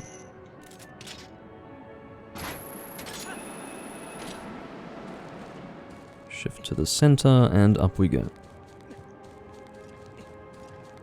Can I just take a moment to put forth one criticism for the HD version of this game? They speed up the climbing animations so ridiculously. In the original game, the game that I'm playing now, Link climbs in a very realistic way. He has to physically pull his body weight up a sheer surface. You know, like a vertical fucking surface. And it looks like he is pulling his weight up that thing. He's actually climbing it.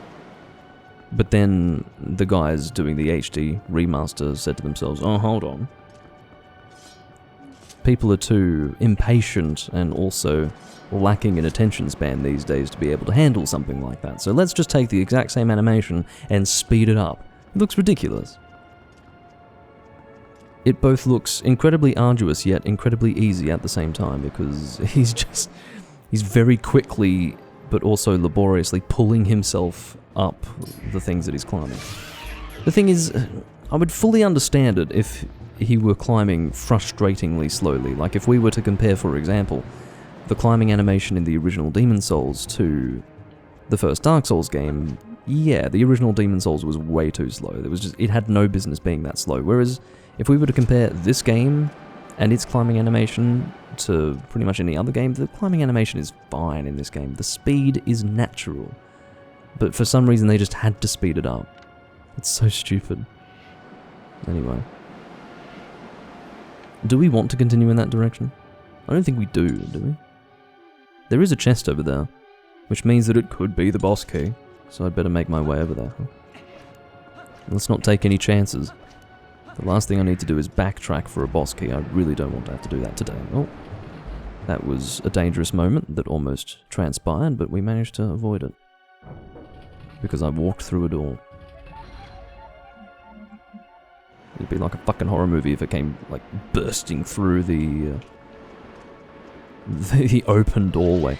I think that's going into the main room that we just came from, so I'm going to make a tentative guess, an assumption, that that is not the boss key, so we're going to head back into the main room. Hopefully I don't regret what I've just said. Perhaps one day I will eat my words, but I'm pretty sure it's not the boss key. So for now we will operate under that assumption.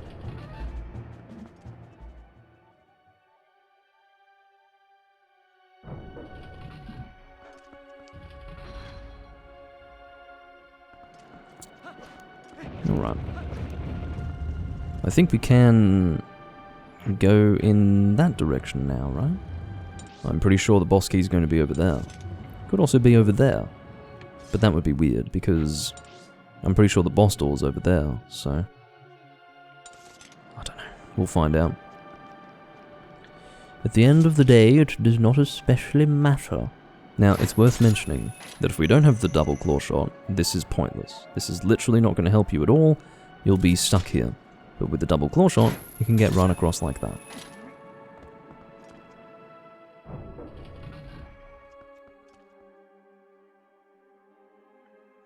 Yeah. I suppose you could say that speeding up the climbing animation is a form of streamlining. It definitely is, but I suppose it's also the notion of trying to fix something that wasn't a problem in the first place. Like, why the fuck is that an issue? The climbing speed in this game is perfectly fine. So, yeah, that's what sort of struck me the most about the increased climbing speed of that game. It wasn't just that it looked a little silly. It was that there was nothing wrong with how it was. And it bothered me to that extent. Or in that respect. Alright. So we can see that there are 2 chests in this room, and if you recall, I certainly recall, we had another one of these setups. One that requires the double claw shot. That should suffice, right? Do we... Yeah, we didn't need to continue over there. I think that's a trick, actually. We can stop one short. Is there anything over here? No. Then we will need to double claw shot our way to safety somewhere over here.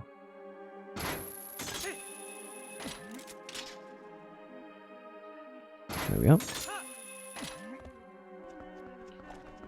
What I will say about the HD version is that it's only good for 2 reasons. The first reason is that it brings this game to a new generation of gamers, which means that they'll actually be able to appreciate something good, you know, instead of mindlessly enjoying what's new without comparing it to what things were in the past, or were like in the past. The second thing that's good about it is that it's... fuck, I forgot the second thing. There was a second thing. It was topical too. Damn it. Unfortunately, the topicality is lost on me because I forgot what I was doing when I first thought of... Oh yeah, that's what it was. It has brought... Sorry, so the second thing that was good about it is that it has brought into the, I guess, norm, the realm of normality, the fact that the game is actually like this instead of flipped like it was in the Wii version. To salvage the very, I guess, abstruse way that I've chosen to explain that. Most people played the Wii version when this game came out. What that meant is that most people knew the flipped version of Hyrule. I played this version of the game when it came out, literally the disc that I'm loading right now. And therefore, Hyrule was not flipped. But obviously, because most people had played the Wii version, they had no concept of this version, really. But the standard version of the HD remake, or re-release, remaster, was actually the original version of the map, the one that was not flipped, the way it was intended to be. The left-handed Link, if you will. And I think that's a positive thing, bringing that into... There's a word that I'm looking for there, but anyway, it makes it normal, I guess. It normalizes it, finally.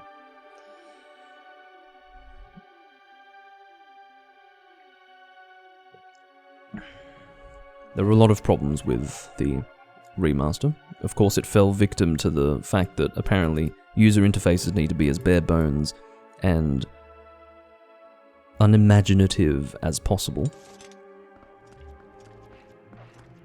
The user interface of this game looks amazing. But of course in the remaster it looks like absolute dog shit. Looks like a game designer's first attempt at a UI. And when I say game designer, I mean game designer in training. Oh, okay, get away. That's actually bothersome. Alright, we should be able to sever... See, I want to sever this, not... There we go. As long as we're not gripping onto that and being immediately hit off by the Bokobaba or whatever they're called. I don't think they're called Bokobabas, they're called something else. Either way. Have we missed something? No, we haven't. In actual fact. We'll hit that, and then we can get through to the other side like so. I don't know if there's a time limit on that, but I'm doing it as quickly as possible. Anyway. Where are we going? Are we going up here? I suppose we're going up. Yep. Makes enough sense. We couldn't access this before, so this is our way forward. Come on.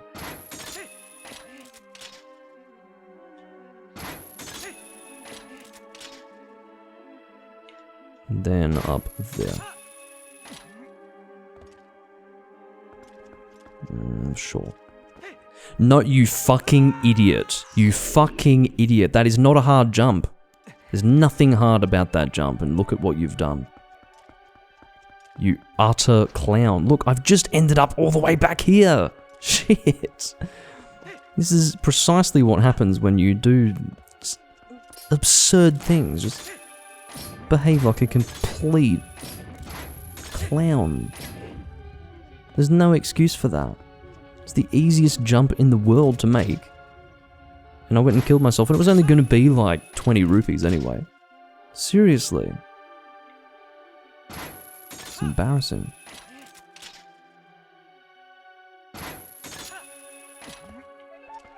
Alright. Now I'm only going to make things harder for myself by seeking to get through this location even faster than before and probably putting myself at risk.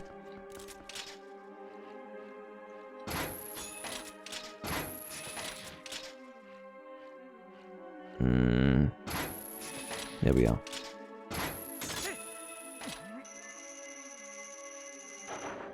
This is still open, which I suppose proves that it was not timed as I suspected that it may have been.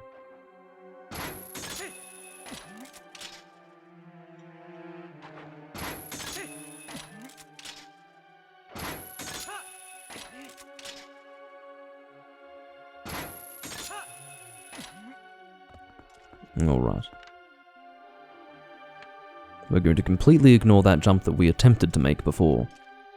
There is a chest there, but you see, I'm not interested in it. There is another chest that exists. Oh, don't you as long as you don't fucking throw me off, okay? There we go. So it's another small chest. What this means is that the two chests that were over here were not the boss key chest. What does that mean? It means that more than likely the chest in question is the one over there. That's really helpful, dude. What do you mean by over there? I mean the one to the north. Fuck off.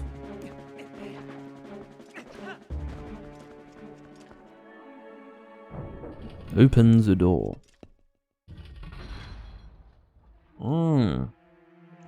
I think this links to that northern palm. Maybe. We'll find out. So I think we want to drop bombs. Or we don't drop bombs just yet. We will later on, but...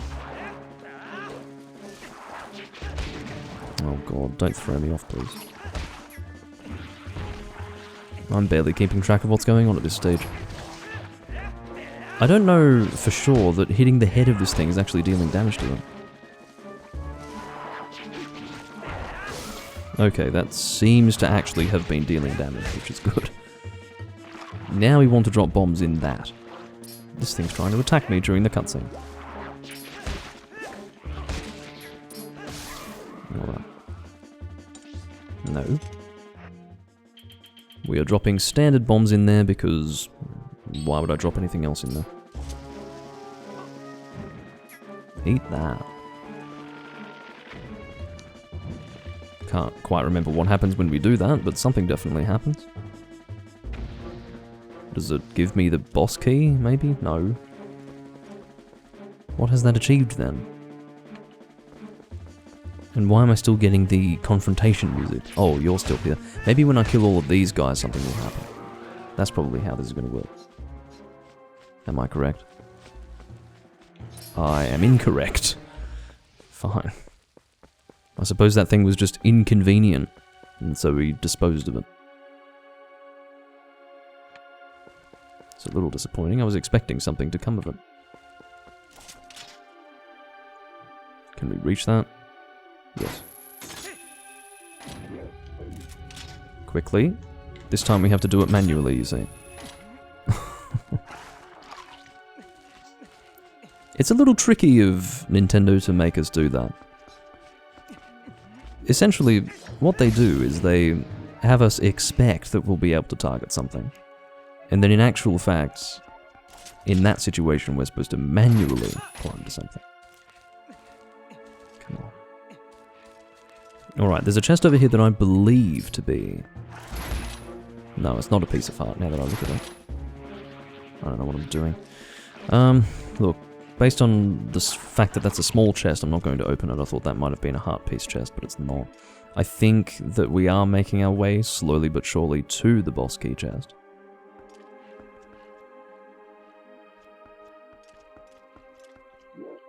Hello.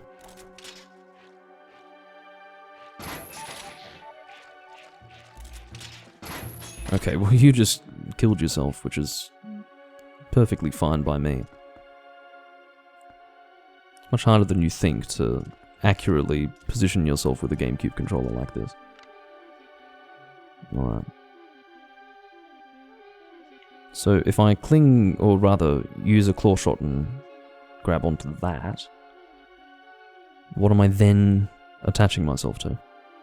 Probably that thing up there.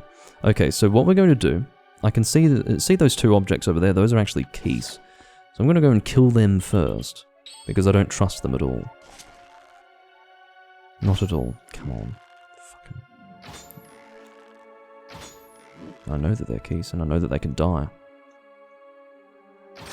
Thank you. Brilliant. Am I close enough? Doesn't seem like it.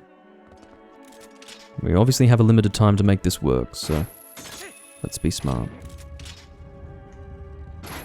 I was fucking wrong. Help! Alright, maybe from here I can go to here. Alright. We made it in the end. Now I think we can claw shot onto this. Yes. Alright. Are we lowering ourselves down? Hello.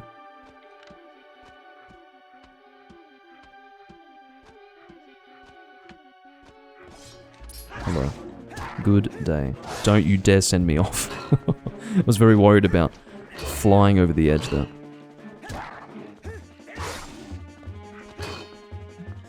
I'm just asking for the worst to happen, honestly, by doing that.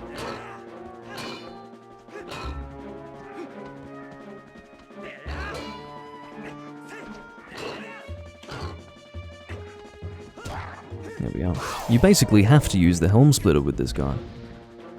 There's no other option. I hope I'm not missing a chest. I'm pretty sure that I'm not. I do realize that there is a chest in this location, but I'm telling you, it's not of any interest or importance. Oh, damn it. Sorry. Just making sure that my green screen's behaving itself. Alright, we'll leave this area for now. I'm just paranoid about not getting the boss key chest, and then having to backtrack awkwardly. Oh, you know what? I'm going in the right direction for the boss key. Yep. Very good. I've just been reassured of the fact that I'm not making a mistake. And that I haven't somehow missed the boss key chest. This is a different direction to go in. To that of the boss door. The boss door is that northern direction over there, as I suspected. And this is taking us to a different part of the location. Different part of the map, different part of the dungeon, however I want to say that. And that will have a boss key, I remember it now. Alright. I am... What am I doing? What I'm going to do is I'm going to get another beer. I'll be just one moment. It's not going to take me very long at all. Just have to, you know, dismantle everything. Not really dismantle everything. But get it out of the fridge and then, yeah, pour it. I'll be back in a moment.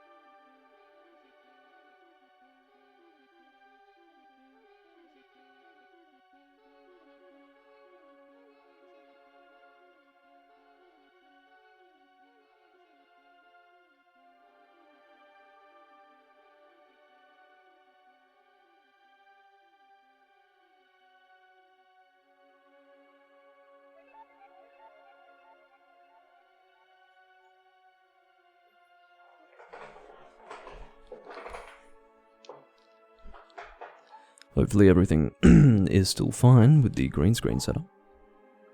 I'm going to double check that. Yeah, everything's good. Okay. My only grievance here is that this bottle's a bit too cold. Did he just say that bottle of beer is too cold? Yes. You don't want your beer to be super cold. Like chilled. Unless you're drinking lager, which you don't want to taste in full anyway. Which is what's good about chilling it. You taste less of it. Yeah, it's alright.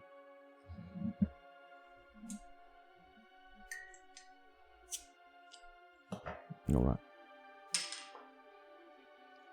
Let's continue the Urbok experience.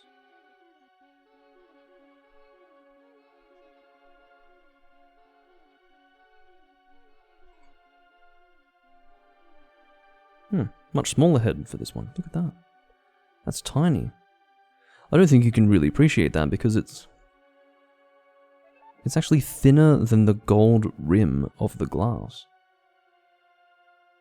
I think most of what you're seeing in the camera, if you think you're looking at a head, is in fact the gold rim of the glass.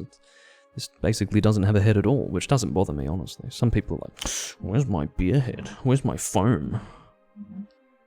Guess what? Doesn't fucking add anything to the flavor, so... It's just the appearance of it, honestly. I did end up almost overfilling it, have to be careful with this one.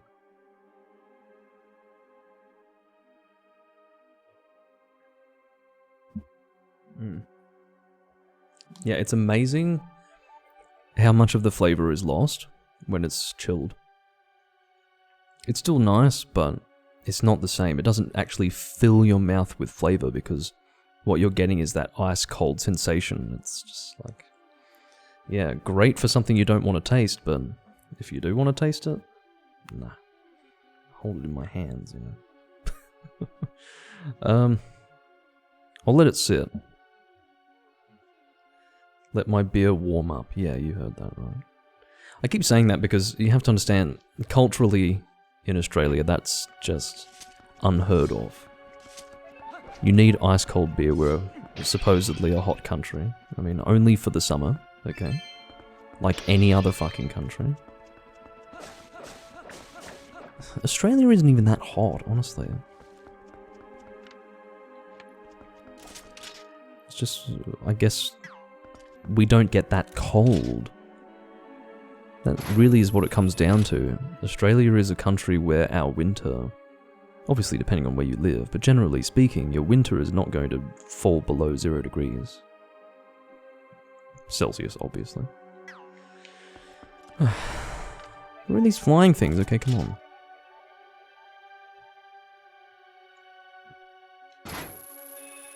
Come on. I don't want to miss my opportunity again. Alright. Yes, hurry up. Well, yes, I'm also a winter person, but...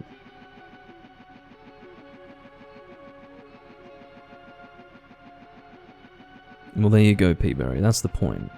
Most countries that get very cold, maybe not most, but a lot of countries that get very cold, can also get very hot. Just the difference is here that we get very hot, but then we don't get very cold. That doesn't automatically mean that it's always hot. It just means that, you know, our cold is not bitterly cold. Feels bitterly cold for us, obviously. Not for me, necessarily, but... yeah, Australians can get a little bit sensitive to that sort of thing.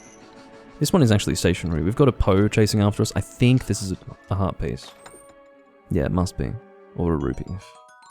Or a rupee. Seeing as though the Poe is here, I will go and attack it. I will dispatch it. Come on, don't be shy now.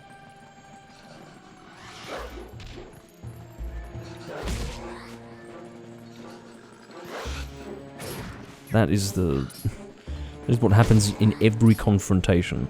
I go for the jump, I miss, and then the scythe manages to get me. Every time.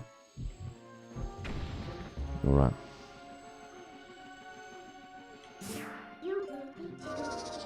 I do enjoy just going back and forth from human and wolf form. It's enjoyable. I don't like being forced to be in wolf form, but when you're given the opportunity to go back and forth, it's good fun. I do enjoy it.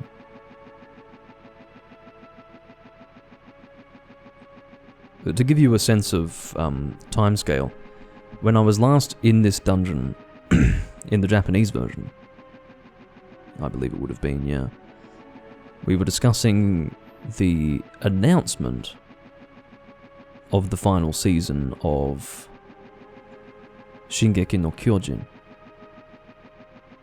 Nothing had been released yet. It had just been announced. So, that's how long it's been since I was last here. So probably, I don't know, 2 years or something. A year and a half, maybe. Get over there.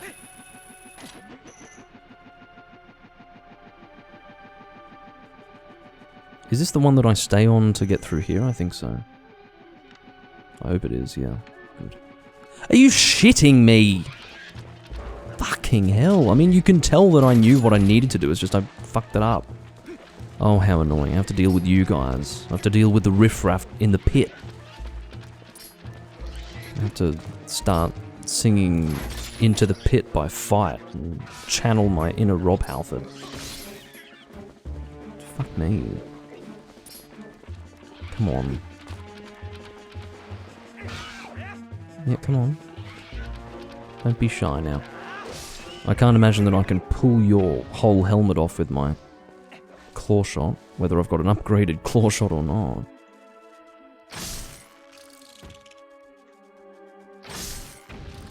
Alright.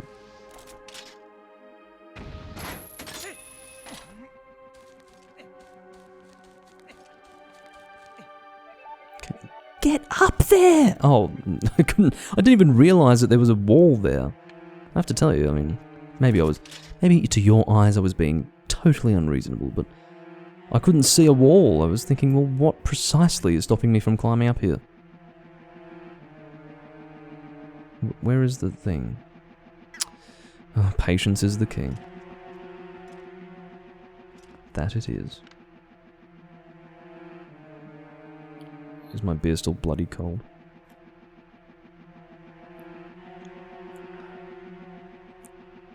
Yeah, a bit. Basically, I'd taken the first one out of the fridge and had left it for about 10 minutes before drinking it. Which I did intentionally. Did I miss it? I do very much like that you can see the dragon flying around up there. That's very cool, because that is the boss of this area.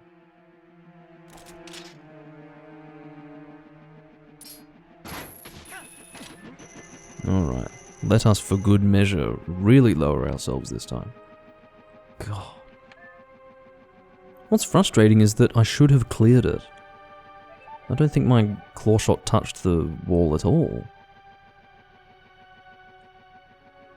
Because that's what it would have been. No part of my body touched it. It was the claw shot that may have touched it, but it didn't look like it did at all. Essentially what we need to do here is claw shot to the next one. It is now within targetable distance, so we can comfortably do that. For this particular part, we need to make sure that we're not too low and also not too high. So, it's something of a hard mode for this little puzzle. I think it's safe to drop here. One would hope. Let's open this chest. What gets me about these games is that if you ever need bombs, you will be given them. It's almost pointless that they actually limit the number of bombs that you can carry, because no matter what, you will be given bombs if they are needed. Which is a little frustrating, in a way, because it makes me wonder, well, what was the point of holding on to these bombs? I'm not being rewarded for holding on to the bombs at all. I'm just being expected to, or rather, all I need to do is expect that I will be given them when I need them. So I can actually be as wasteful as I want with those things.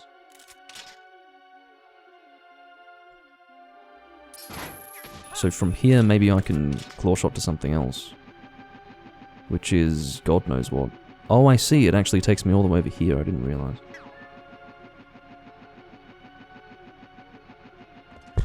Well, it's alright, I got some rupees. No, I got some bombs out of it. I got 5 bombs out of it, great. I didn't need them in the end, but again, they just give you so many of them. Always. Ugh.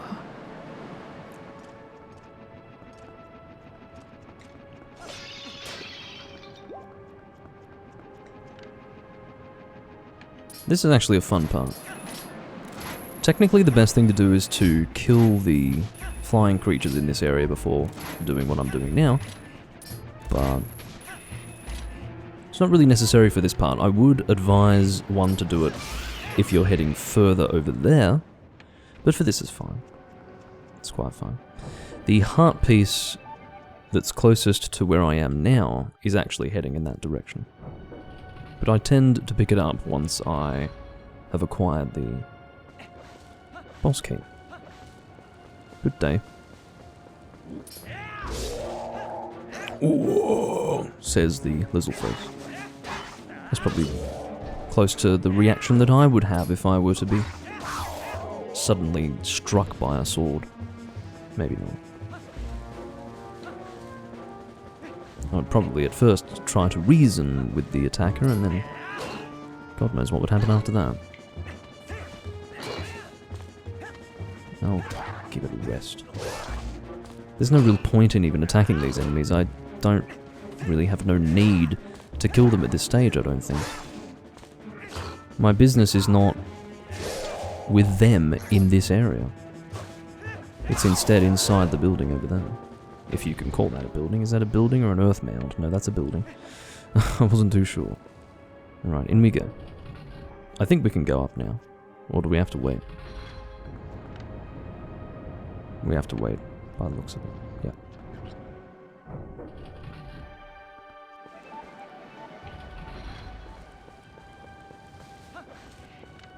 I see. We've got some vines over there, and that's what we want to use to climb up. We need to enter that building from the side and higher up. Then I think we can turn off the, or probably before we enter the building, we can turn off the wind. The propeller creating the wind anyway. Then we can drop into the room with the propeller and acquire our boss key. Oh yes. Time trial.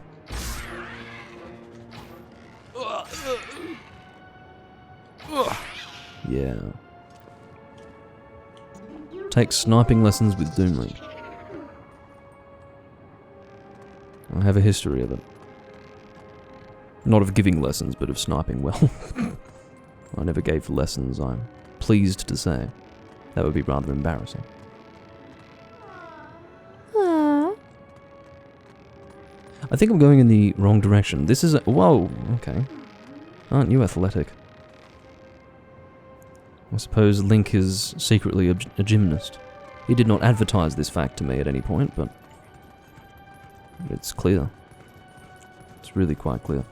If we were to go in the other direction, we would only get a Poe and nothing more, and I don't want a Poe. It's not going to do anything for me. How many do we have? We have 27. I don't know if getting 30 is the next threshold for a reward, but I don't really care. Oh, hello. Good day. I need to stop saying that. It's alright to say it every now and again, but... greeting every enemy that I come across in that way is only going to become more and more repetitive each time I do it.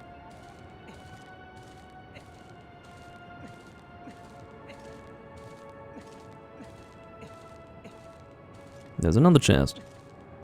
Don't worry. See that one in the tower there? Or in the circular thing in the minimap?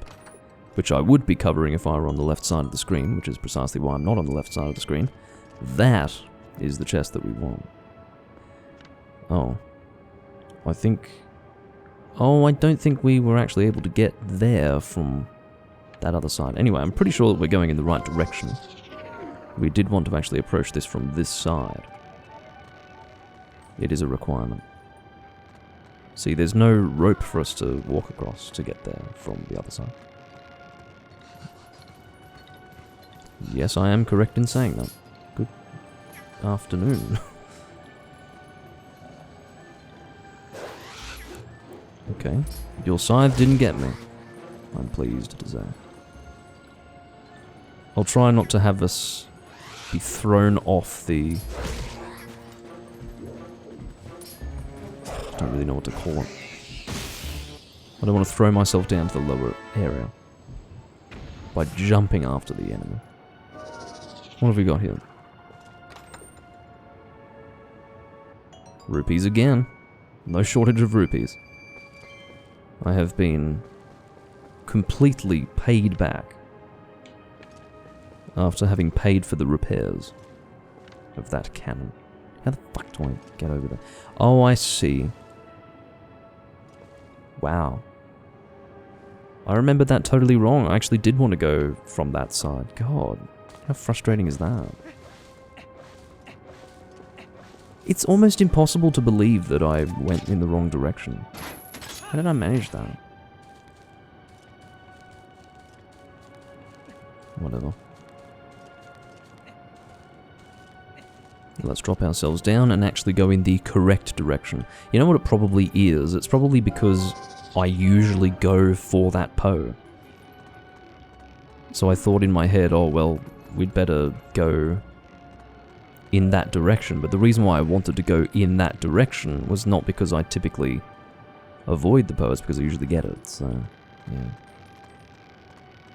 I thought it was going to be bombs. No, usually you don't get bombs in a chest of that size. If that does happen, then that's a really bad day for everyone, especially me. Yeah, it's a proper sized chest.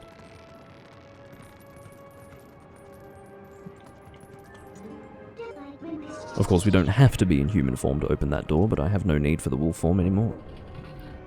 Let us continue on.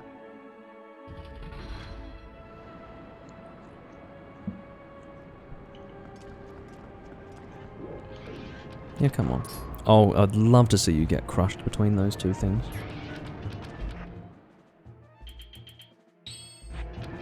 Oh my god.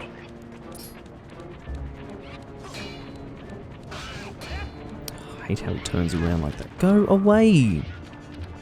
Dealing with two of you at once in this tiny little space is just unnecessary, unreasonable. Forcing me to endure this is what's unnecessary, is what I'm trying to say. Come on, no, that's... Oh, you know what that is? That is a fucking combo. You two are working together to combo me. Oh my god. Thank you for dying. It is about time. I need those hearts right now. Yeah, Helm Splitter doesn't really work with you. Come on, don't be shy.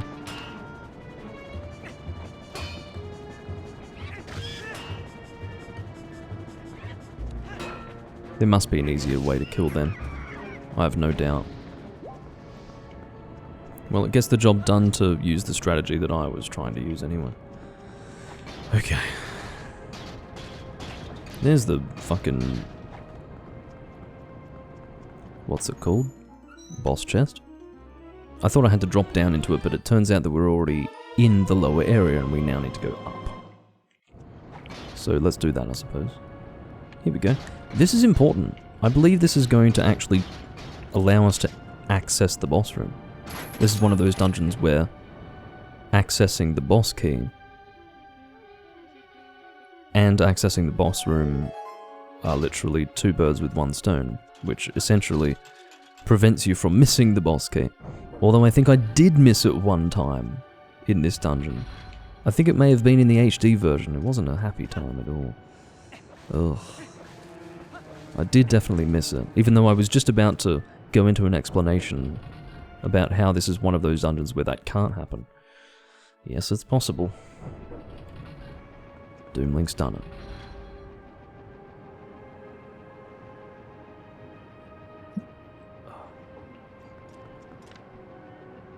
I probably should kill these enemies this time around, as I said that I should.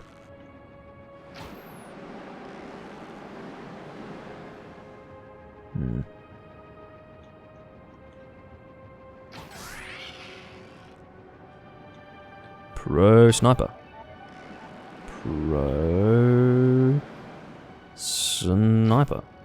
Come on. was pretty close, you have to admit. And that was not even close to being close. Whatever, let's go for it. See how we fare. Just have to do it quickly, you know? That'll suffice. If you weren't using the targeting system for this, you would most assuredly get hit by these enemies, and you can see how pursuant they are. God.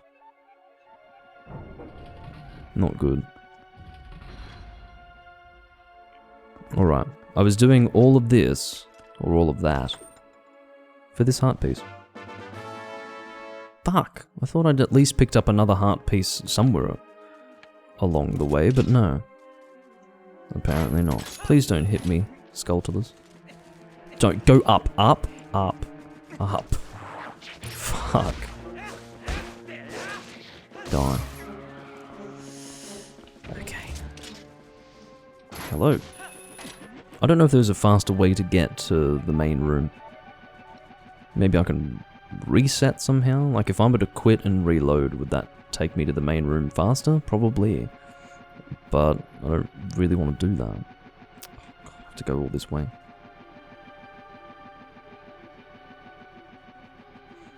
No, that actually would be a faster way, because didn't it take me a long fucking time to get here?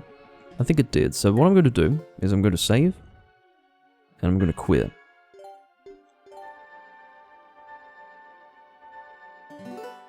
No. That makes such a sad sound when you decide to quit. It's like, fuck, sorry, I can't play all day. Alright. This is going to take me back to the first area. It's going to be much faster. Like, yes, I do have to progress through a room to get to the main area, but this is much faster than doing it the other way. It has to be said. Alright. Hopefully I haven't missed anything. One would hope. If I have missed something, then sorry. And I'm apologising to myself more than anyone else. Hopefully my judgment was correct. Now, get up there quick, quick! I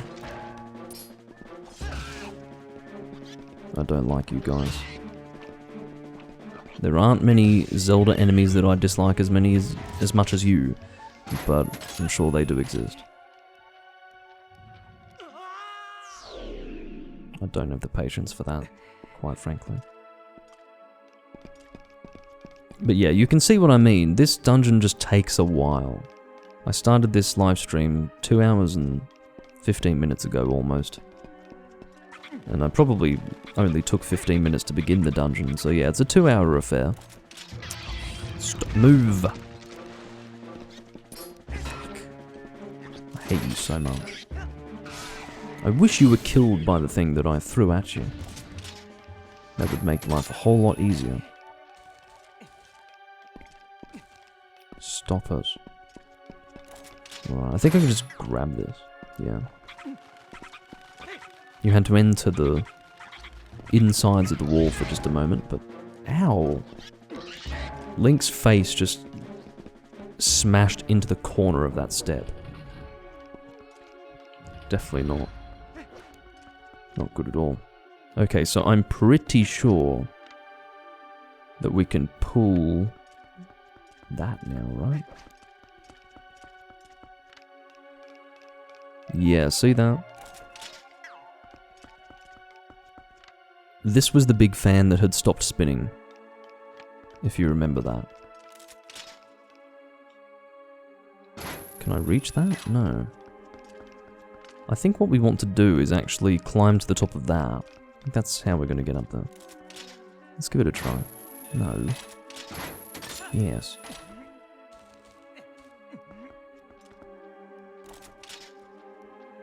Excellent. Where this is going to take me, I don't yet know, but we'll work it out. I don't need another one of you. I've just had to deal with one. Or two. Technically one, I just had to deal with the same one more than once. Look at you in the doorway. Oh, the patience required. Almost unfathomable. So now that we're up here, I'm assuming we're going to be activating those big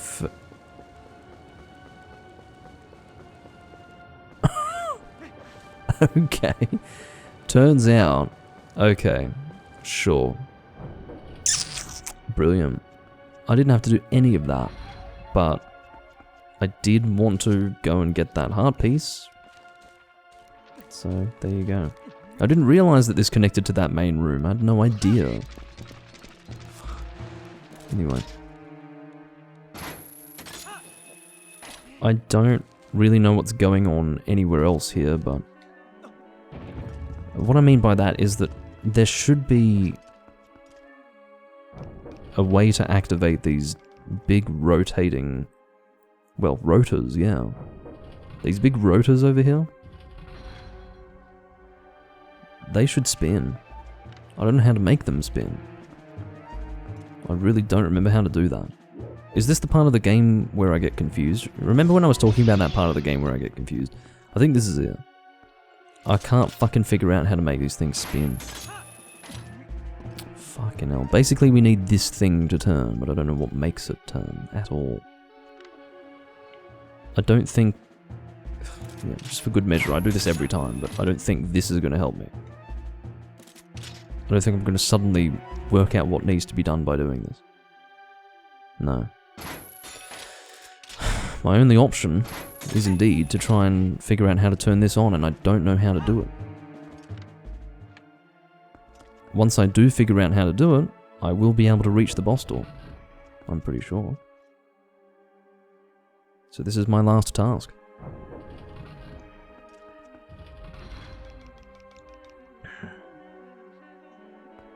Am I missing something? Did I... Hold on.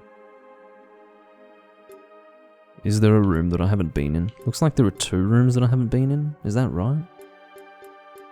But I can't very easily make sense of this.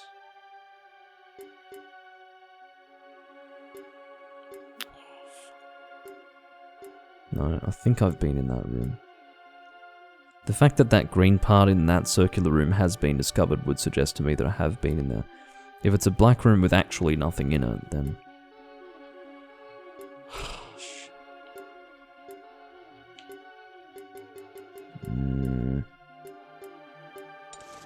This is really annoying.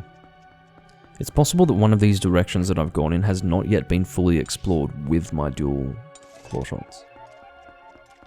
So... Where did I... If you remember, I did cut short one of my... I don't know... traversals through one of these directions when I had both claw shots. So maybe I can activate it that way.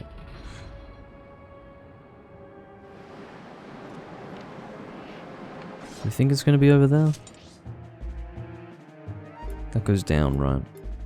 Oh, I don't think so. What I'm going to do... I'm sure I'd be able to work it out on my own, but I've already been live for 2 hours. I want to get it done, so I'm going to double check online now. This is something that I do typically forget about. Alright. So, Twilight Princess. To be honest, I can use my PC, it's just over there. It's going to be easier than using my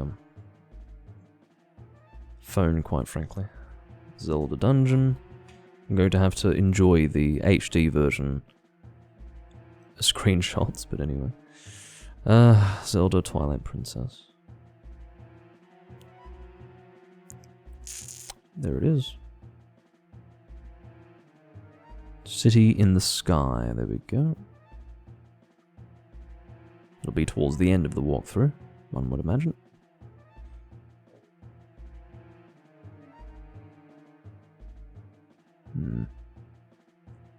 It is that.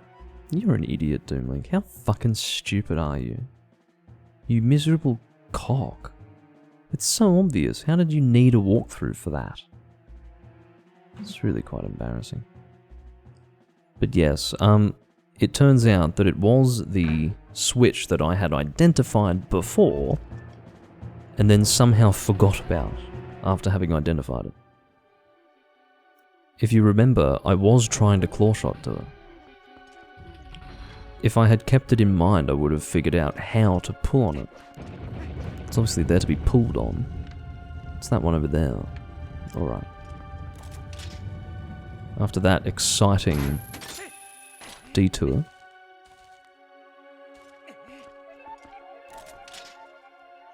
I'm going to... I actually don't know what we're attaching ourselves to. I really should be able to reach it from there.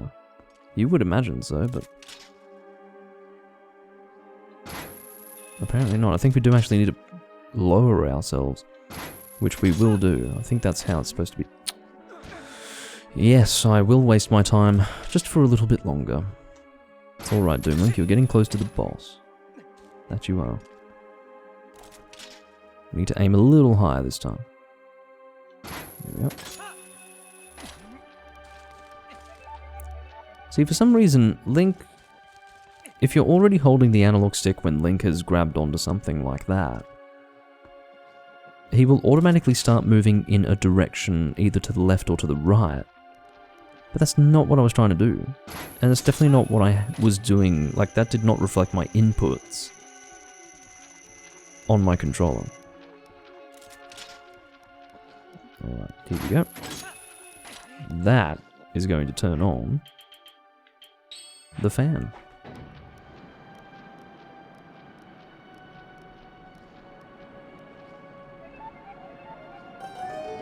Very good. That should be the last thing, at least more or less, for me to get done before finishing this dungeon and taking on the boss. Not in that chronological order. You're supposed to finish up, well, you're supposed to kill the boss, then finish the dungeon. Anyway. Which is to say, you do not finish the dungeon until the boss is dead. Thank you, Doomlink, for spelling that out. We are all indebted to you.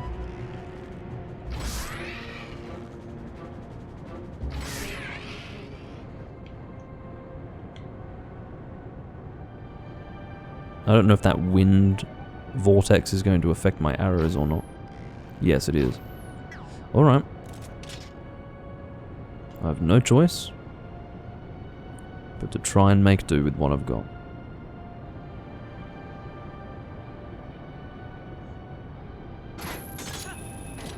Alright. At the earliest opportunity, I will attach myself to whatever is in front. Yep.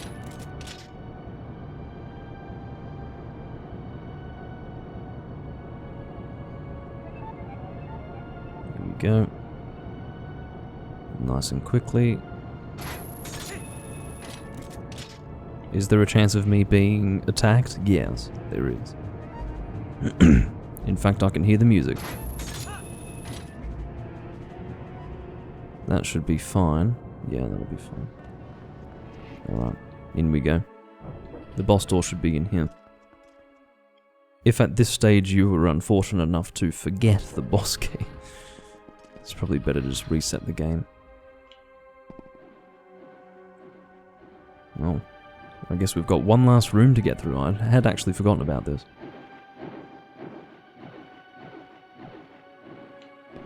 Two of you? Really? Alright. I think we have to choose the right one. Oh, happened to choose the right one. Somehow. This is what really gives you a sense for the fact that this is the... No! You fucker! This is what really gives you a sense for the fact that this is the last main dungeon. Please target the correct one. See, when they're really close to one another like that, you do unfortunately have to deal with the targeting issue. Are you forced to target them manually? Or automatically? Not really. I could have gone for it. I thought I was too slow. I'm backing up to the hearts that are over here.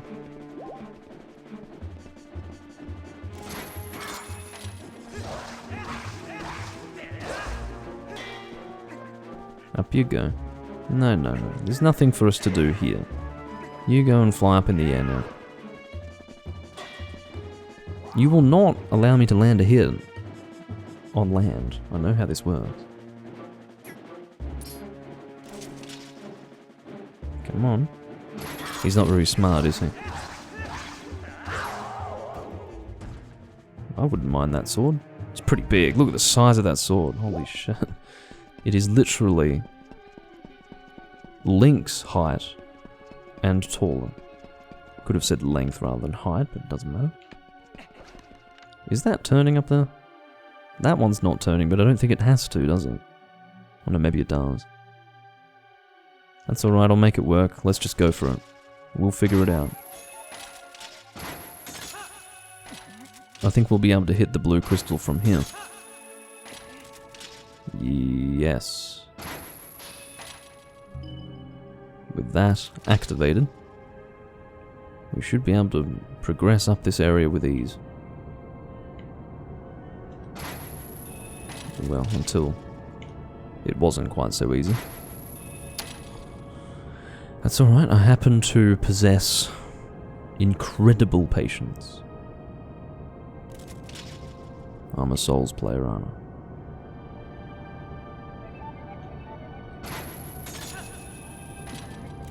I'm sure there are things of interest down here, but they don't especially interest me, if that makes any sense.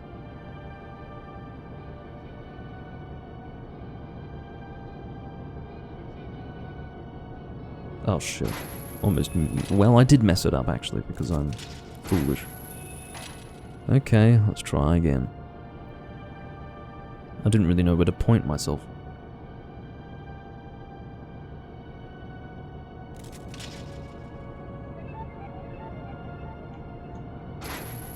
Please don't fuck it up again. Oh my god. I'm just gonna keep myself pointed in that general direction. How frustrating is that? I apologize if it seems that I'm becoming impatient, but I am. I've had my fill of this dungeon now. You motherfucker. You motherfucker. This has not caused me this sort of grief in the past, but it is today for some reason.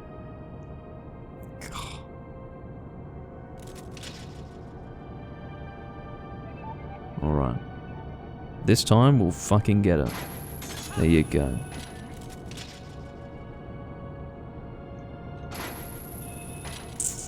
You better... This is incredibly frustrating.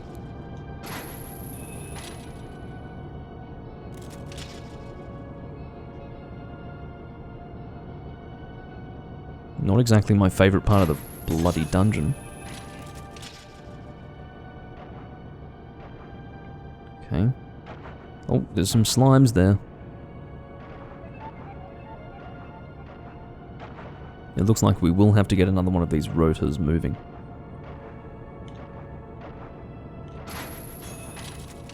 Come on. Come on! I could have gone for it again maybe, but... Fucking hell. Maybe it's easier than I'm making it out to be.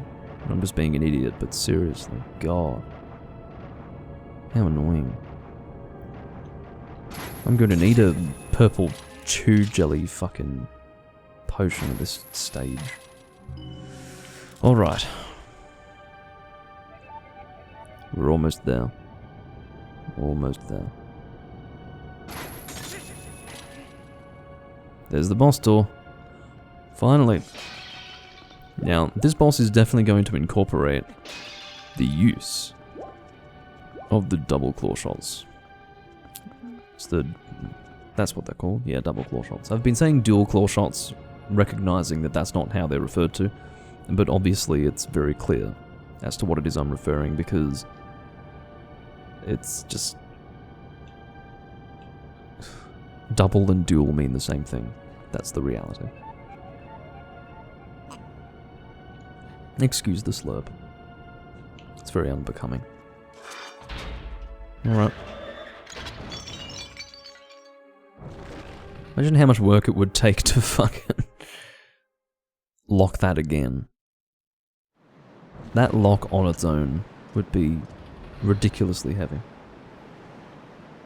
Then you've got those chains, it's gigantic. Alright. I think we're heading up here, aren't we? Or not?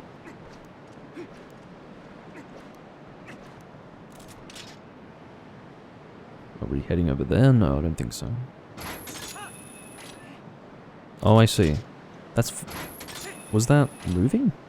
I don't think that was moving. Either my camera was moving strangely or... No, my camera must have been moving strangely. I don't know if that... I don't know if it looked that way for you, but it seemed as if I was sliding down. No... Ethan, it's not that I've played this game for the 10th time, it's that this third playthrough that I'm doing has been going for over a year. That's the situation. I decided to play this game for the third time a while ago, and it's taken me a while, okay? But yes, I will play Kingdom Hearts, I can assure you of that. I'm not going to play this game again for a long time, I swear it. I've definitely given this game enough of my attention. I'm going to wait at least 5 years before I record it again, at least. Might even be longer.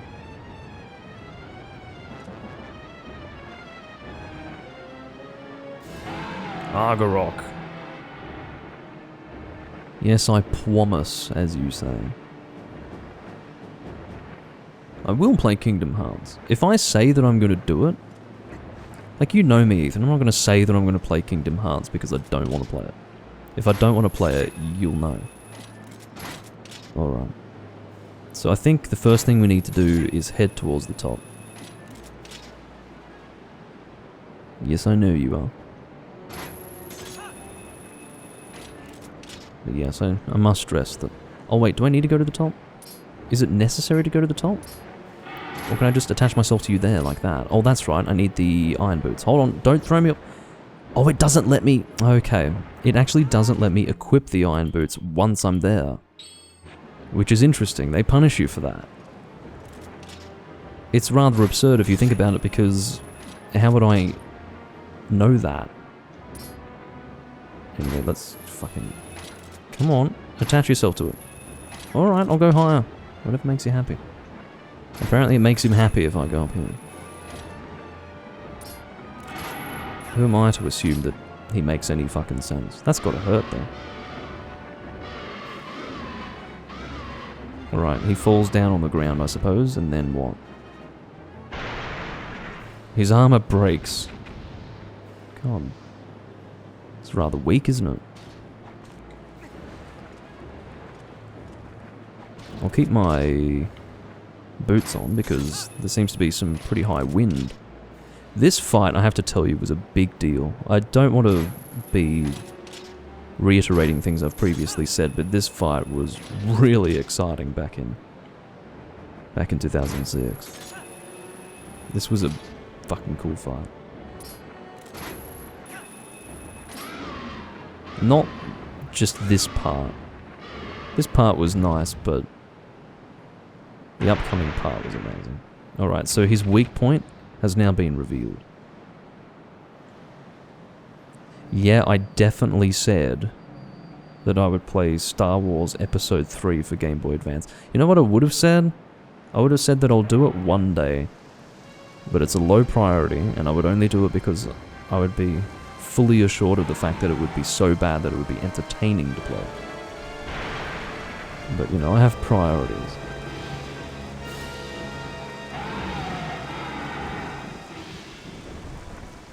The question is, was there a Star Wars Episode 1 for Game Boy? Actually, Game Boy Advance probably would have come out by that time. So, there you go. That is, by the time they would have come out with a game for that. Wait, no.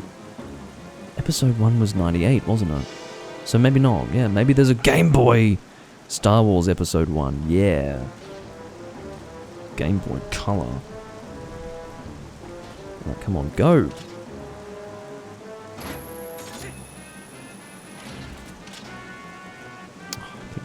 Pointing myself in the wrong direction.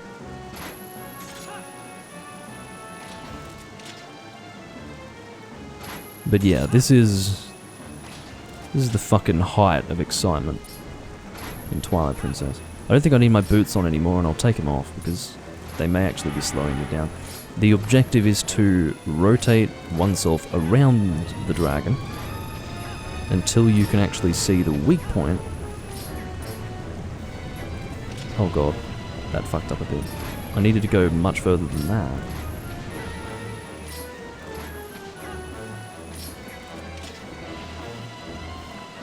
There we go. That's how we do it. And then he falls to the ground. That's... I mean, come on, how does Link just deal with that? Whoa. Barely recovered from that wind.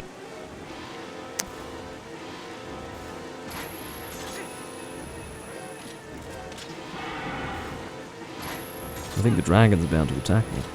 That's what it sounds like. Oh god. I'm glad I got out of there.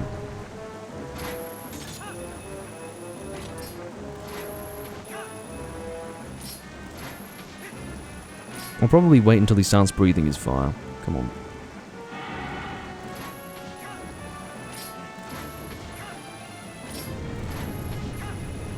Otherwise I would just be swinging around unnecessarily. May as well incorporate some degree of strategy to this.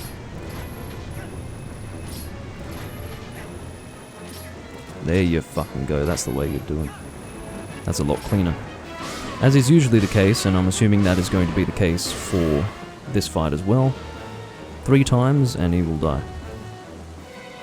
Generally you don't have to repeat something more than 3 times. 3 times is just a good number. And that's how they usually do it in Zelda.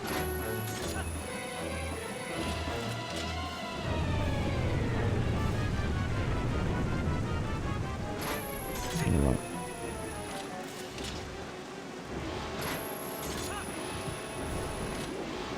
Alright, climb on up.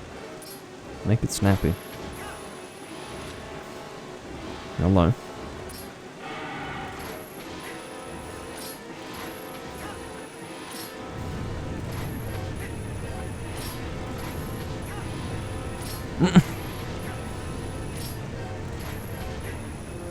Well, I need to change direction. Oh my god, change directions now. Go, go, go, go, go, go. Fuck. He's tricking me. That was dangerous. I'm assuming... Yeah, see how he's tired after breathing his fire? You targeted the wrong thing! You fuck! You fucking game! Shit. Have I lost my... I've lost my opportunity. Because the fucking game was like, nope, you don't want to target that. You're pointing in that direction, you don't want to target that. Ridiculous. Absolutely ridiculous. Hurry up and breathe your fire.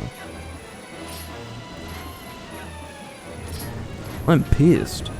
What a joke. That was supposed to be the end of the fight. But no, the game was like, you don't want to target that. I'll have you fucking know that I did want to target that. And next time you'll do as I say. Impudent fucking video game.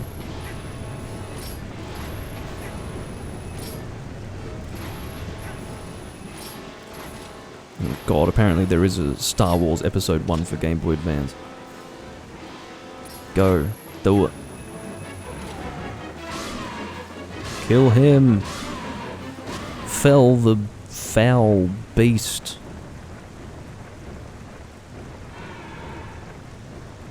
You do realise that the entire reason why I was able to hit you in that moment was because you were tired and couldn't breathe your fire anymore.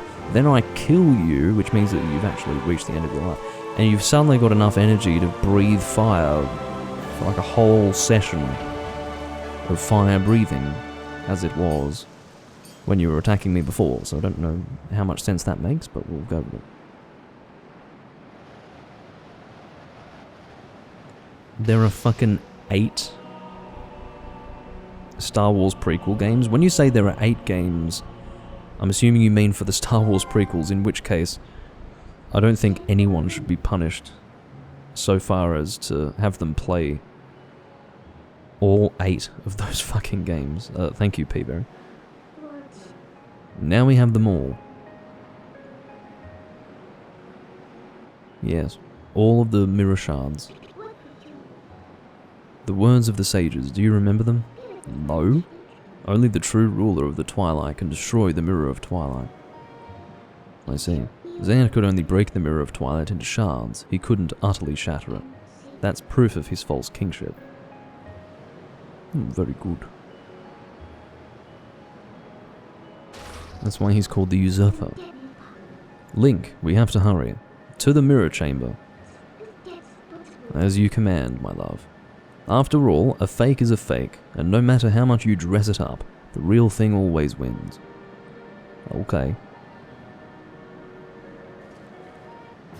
You got a heart container. I should have picked one up before, but apparently I still have one more piece of heart left to go.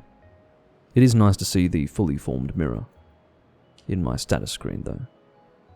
I think what we'll do is we will follow Midna and then we'll finish up. Yes, get me out of here. I've definitely been here for long enough. I've been live for 2 hours and 41 minutes, and pretty much the entirety of this recording was this dungeon, so it was a bit of a session. I do want to save, actually. No. I did want to save, and I'd like it if you allowed me to do so. Alright.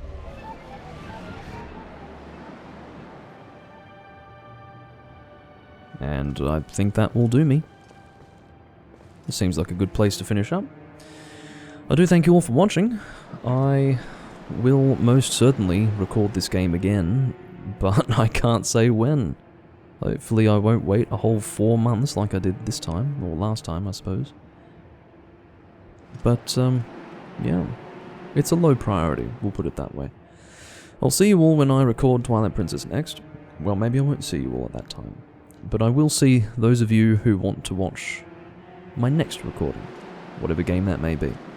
I bid you all farewell for now, and thanks for watching up until this point. Bye bye.